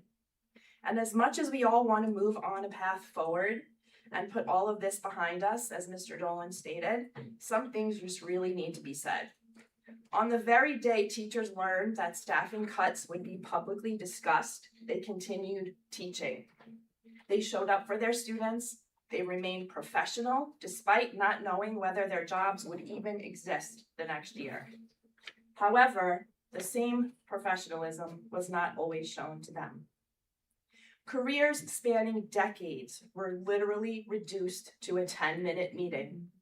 Teachers learned life-changing information through agendas and public Facebook discussions before receiving clear answers for themselves. Questions about the impact of accessing decisions were raised publicly, yet it appeared there was not a full understanding of how those decisions would affect the very people whose careers were on the line. Insert ad lib. Mrs. Felice brought up in the last Board of Education meeting, she posed a very specific question about how the 4 math specialists would impact the elementary teachers. 4 other people got up to a community member twice in the same meeting to ask that very specific question. And if it was clear, as Mr. Huntsman stated, which I'm not implying that it wasn't clear to you, but it was definitely not clear to us. And those 4 people whose lives were forever altered that night had no idea when they put their head on their pillow that night. If it was that clear, it should have been stated that night. One thing is definitely for sure. Leadership is tested most during difficult times. Anyone can lead when things are going well. But true leadership is demonstrated by transparency, communication, preparation, and respect when people are facing uncertainty. Throughout this process, we have repeatedly been told that transparency has been a priority. But transparency is not measured by statements, it's measured by actions. And when employees learn life-changing information through agendas, public meetings, rumors, and speculation, before receiving clear answers themselves, it becomes difficult to reconcile those experiences with the transparency we have been promised. And just like our students, parents, and community members deserve better, the teachers of this district deserve better too. They deserve transparency before their livelihoods became agenda items. They deserve decision makers who fully understood the consequences of those decisions before announcing them publicly. And most importantly, they deserve to be treated with the same dignity and respect they show the children of this district every single day. So tonight I leave you with 3 simple questions. If this process affected your career, your family, your livelihood, would you be satisfied with how it was handled? Would you be comfortable learning about your future through agendas, rumors, and public discussions on Facebook before receiving clear answers yourself? Would you feel respected if years, sometimes decades of service were reduced to a 10-minute meeting? because that is the reality that our employees in this district have lived through the past several months. The financial challenges in this district are real. Difficult decisions may have been unavoidable, but treating people with dignity is always a choice.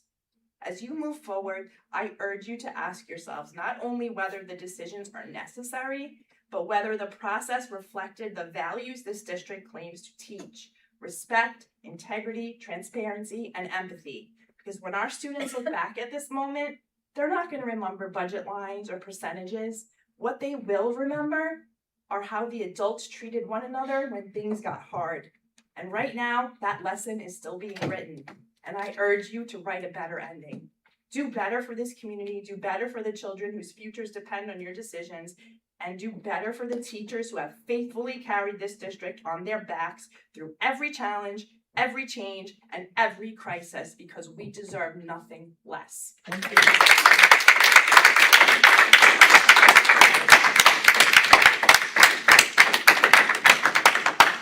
The next speaker is Carrie Palillo. Hi, my name is Carrie Paolillo. I am in my 12th year as a literacy coordinator at Frank P. Long, and I wanted to begin by acknowledging several members of the board and administration who have taken the time to meet with me and listen to my ideas regarding ways to save our teachers. I am sincerely grateful for those conversations and for your willingness to listen. Still, I felt an urgency to speak tonight. There are many aspects of this situation that I could address, but the theme that keeps rising to the surface for me is the value of the classroom teacher. Every employee in this district contributes to students' success, but classroom teachers are the people who spend the greatest amount of direct instructional time with our children each day. My husband, Nick Paolillo, has been an elementary classroom teacher in this district for 16 years and has been accessed along with several colleagues who share similar years of experience and commitment to our district.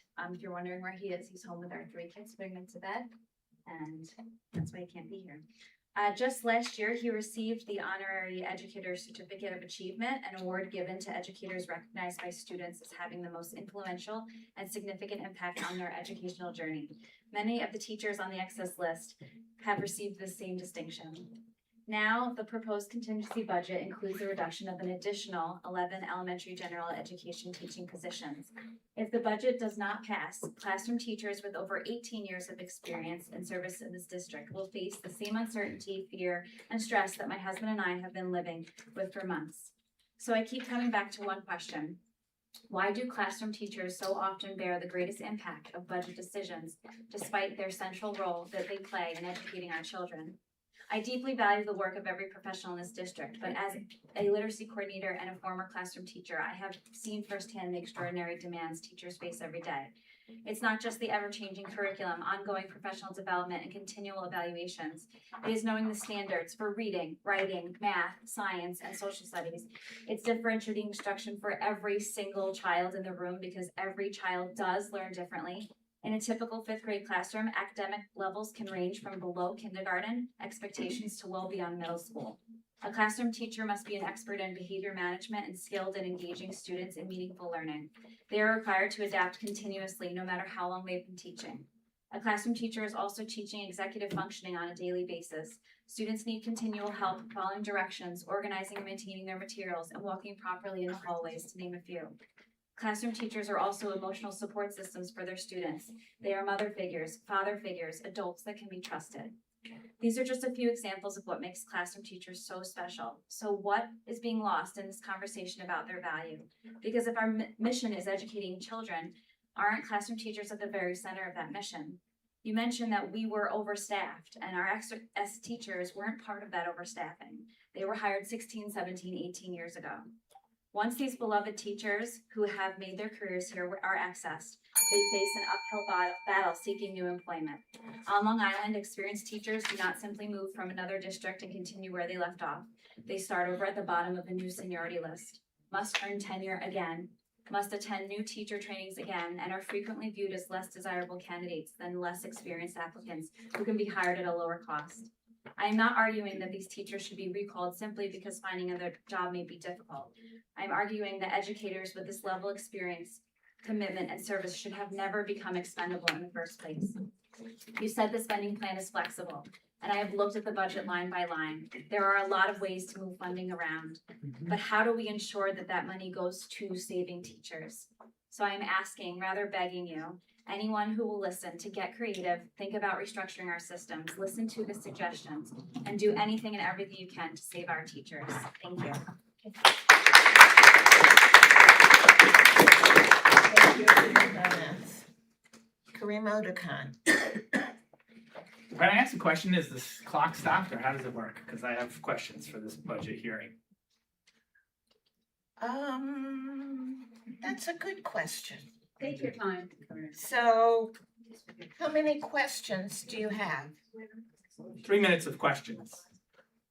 That's, You've paused it in the past when I've asked questions. So when he speaks, I put the timer on, when you respond, I pause it. That sounds fair. Is that okay? Yeah. okay, and the questions, so you have a list of questions. Go ahead. President Hayes, why did you disband the Budget Advisory Committee? There's an assumption in your question that's inaccurate. I Yep. did not disband Who disbanded anything. it? Why did it meet? Well, first of all, you're also characterizing it as disbanded, and it was not. So I asked, when are the meetings? I never got a response. So you But you you're kicked me out of the budget meetings? No, So what, did we meet? Because I talked to Victor, your friend, who was also on the Budget Advisory Committee. He never got meeting notices after. every December. meeting that was held, he had notice and you had notice. And there have been no meetings since Here, December, let me just January. back up a minute, because the purpose of you asking questions, No, I'll get there. is to I'll get get there. I'll get there. I'm information. trying to get information that I've emailed, that I've asked. And if you will stop for a minute, the Budget Advisory Committee was a startup this year. And it was done with all best intentions. I placed you on that committee. I placed And you refused Victor. to answer emails afterwards. Do you want to argue with me, or No, do you want an Go on, explanation? go on. I've been waiting 4 or 5 months for this. Again, your argumentative time is gonna go against your 3 minutes if you wanna can keep scold me that how up. much- Go for it. So it was a setup, it was a startup committee. The intention was to get advice from the community about what was important in the budget process in terms of what programs were important to keep. We knew we had budget problems. We knew it was gonna be tight. And we wanted input from the community about what would be priorities in terms of programs and opportunities that were maintained. What ended up happening is we had Mr. Belmonte, who was literally a one-man show, trying to get the business office functioning as a business office should function. And on top of that, he's having to deal with the various issues, like with regard to having the controller's office come in and do their evaluation and do their audit.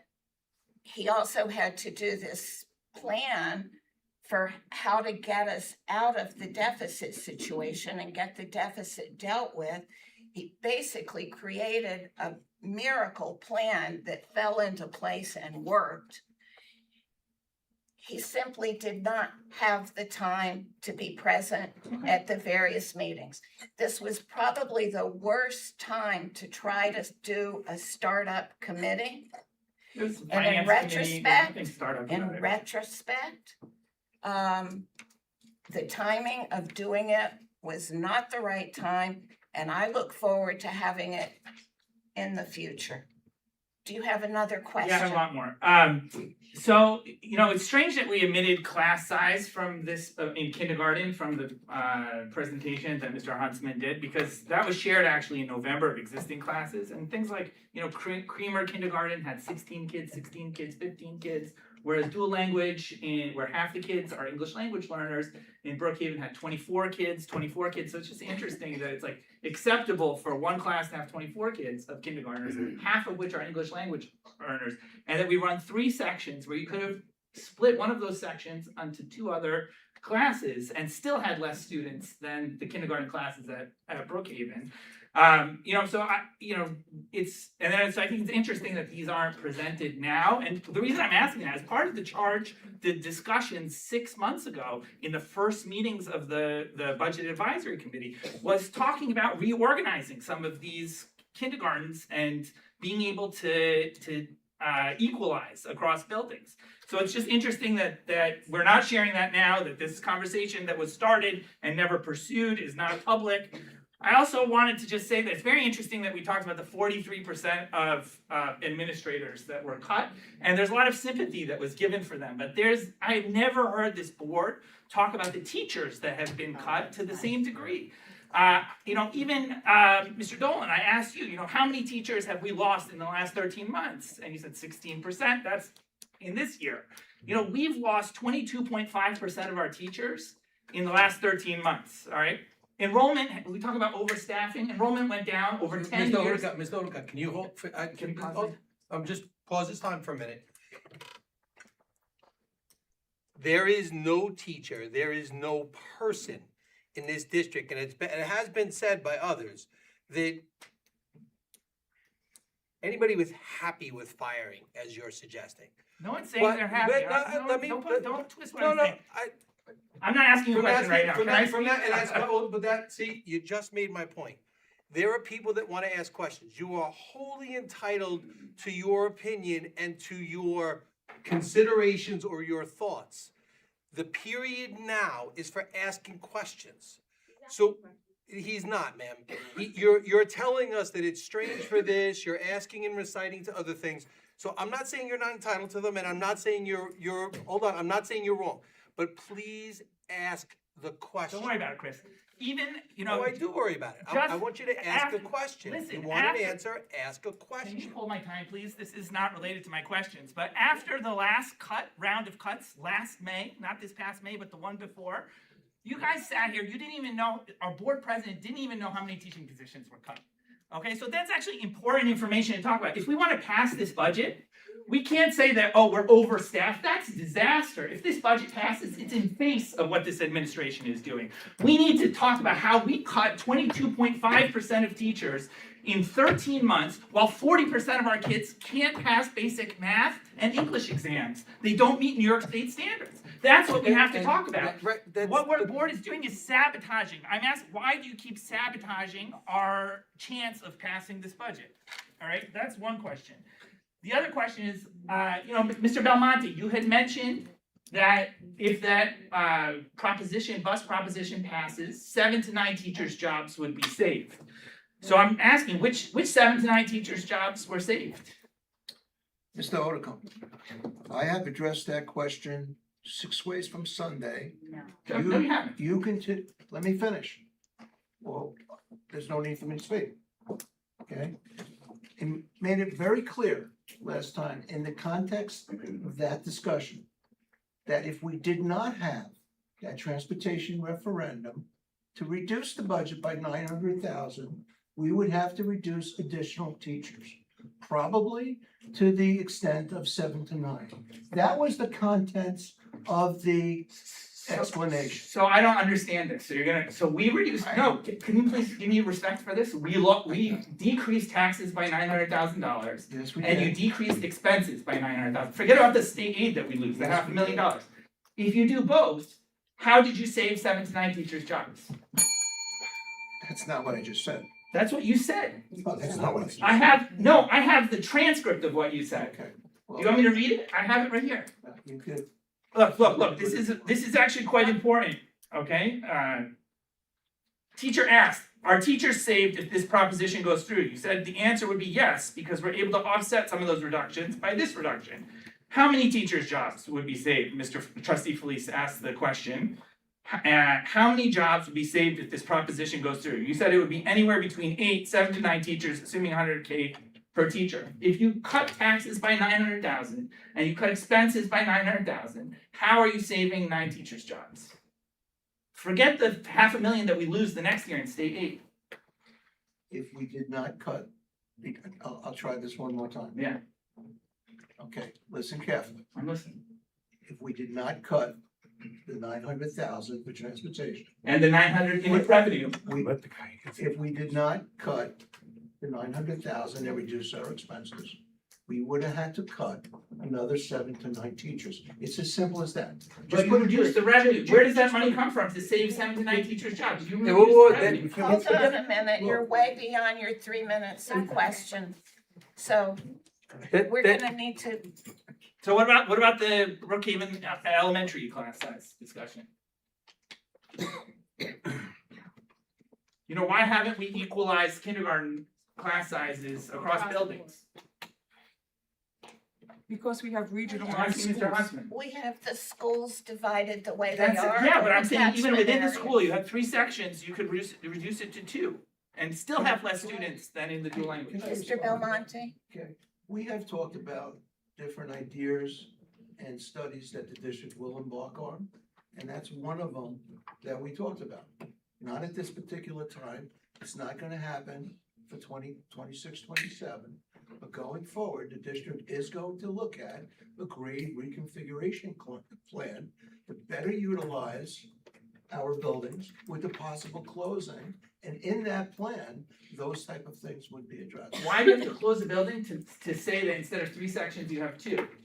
To have 24 students in 120, if it's good enough for Brookhaven Elementary, it's good enough for Creamer. I'm not gonna argue the merits of the position. Anyway, doesn't seem, Your Like- 3 minutes are up, please I have more questions. Please yield to our next speaker, Maria Babia. That's me. I'm not prepared. I was home listening and I just wanted to come. I have a few questions. I will tell you, I'm a lifelong resident. I'm a graduate. My daughter's 26 years old. She is a graduate. Went to Quinnipiac College. She is happy that she went to school here. She said she would have never want to go somewhere else, just like the diversity and what the district brings. It is not without intention that I'm raising my children here. Because I want them in the district. I have a 6th and 8th grader. My children are both dual language students. I love the dual language program. My kids are both excelling. I believe that, I do not believe the test scores are an accurate indication of what a district can be, because I do believe as a parent, I am a partner, and I think that we don't have every parent being a partner in education. And so that is why things are the way they are. And actually my kids my one is not a great test taker and the other one doesn't love taking tests, and they're both high honor roll students, but they have recently, since a couple of years ago, started asking to opt out for tests, and I'm let them.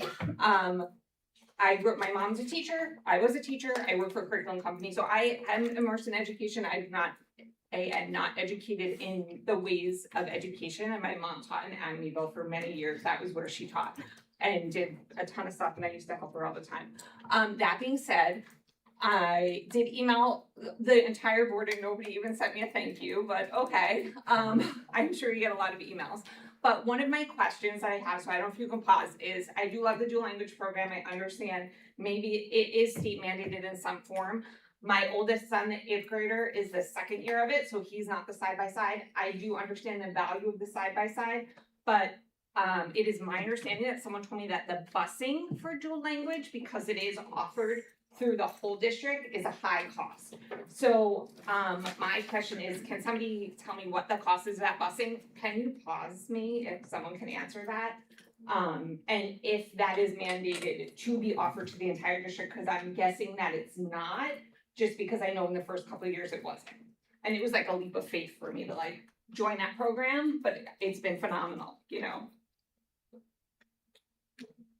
I apologize, we cannot answer that question at this point. I mean, I don't have the breakdown. We can certainly look at it, Okay. but I wasn't prepared to isolate that cost. Okay, I did send an email about it, so. You did.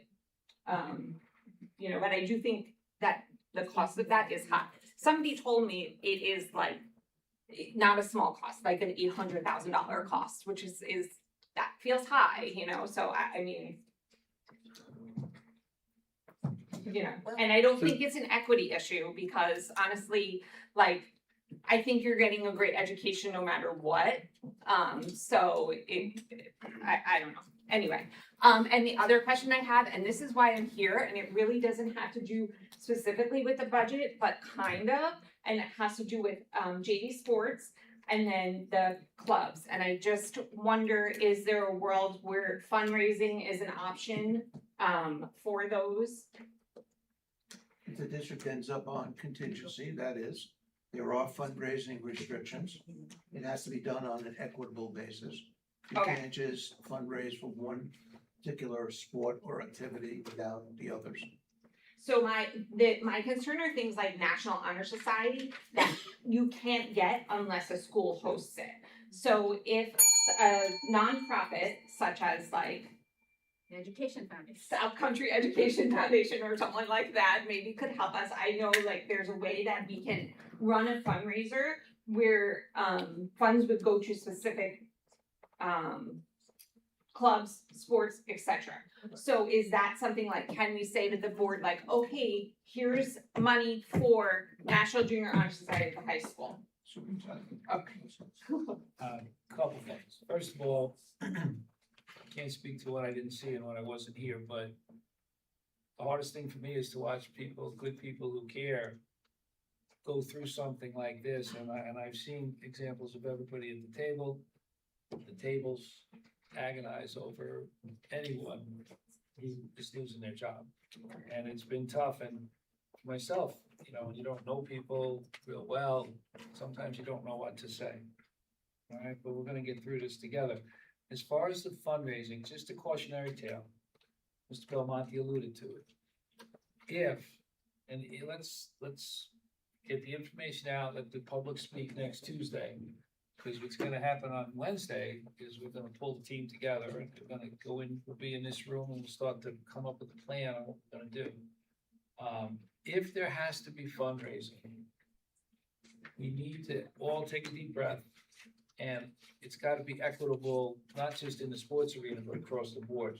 Because if we have the arts fundraising against music, against the sports, we'll be having fundraisers right and left, and they'll crisscross, and it will not be effective. There's this So- targeted fundraiser that costs nothing, that you can fundraise as a nonprofit. It's surveys. We've done it with baseball, with Belfort Blue Claws. We raised thousands of dollars, but people raise tens of thousands of dollars. So, and you could have, people would go on and pick what it's no cost. Before we jump off to that area, Right. let's get through next Tuesday.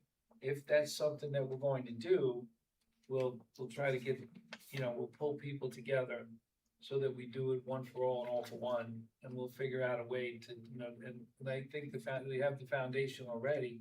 But there are, again, having raised 3 boys myself, going through the fundraising for the various things. Like I said, we don't wanna put one group ahead of another, and we wanna have some order to it, so. I think like we need to get ahead of it because we are losing families in the district because we do not have those programs.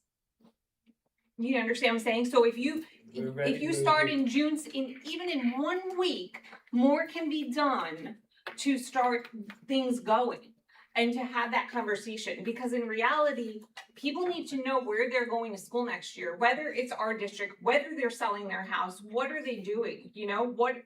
So that's an issue because people are leaving our district and they're pulling their kids because of these things that aren't happening. So I know that that is something that can be done, but it can't be done tomorrow. It needs to be done now. I literally was home watching this and I'm like, I need to get there now. This needs to start this week. And listen, appreciate the enthusiasm. Right. And those people people are gonna make the choices. But if we run headlong into something, and we could run into more trouble. And again, by this time next week, the polls will be closing in a week. By Wednesday afternoon, we're gonna have ideas of where we have to go and what we have to do. And again, sometimes, the old expression, be quick, but don't hurry. And think about the devastation that's been across this district for the last couple of years. we still have to take care of the kids at school, button up the school year, finish up the year. If it comes down to fundraising, we would much rather have us all work together to fundraise as one. And again, all we're asking for is about 7 or 8 more days, because we'll know exactly where we're going then.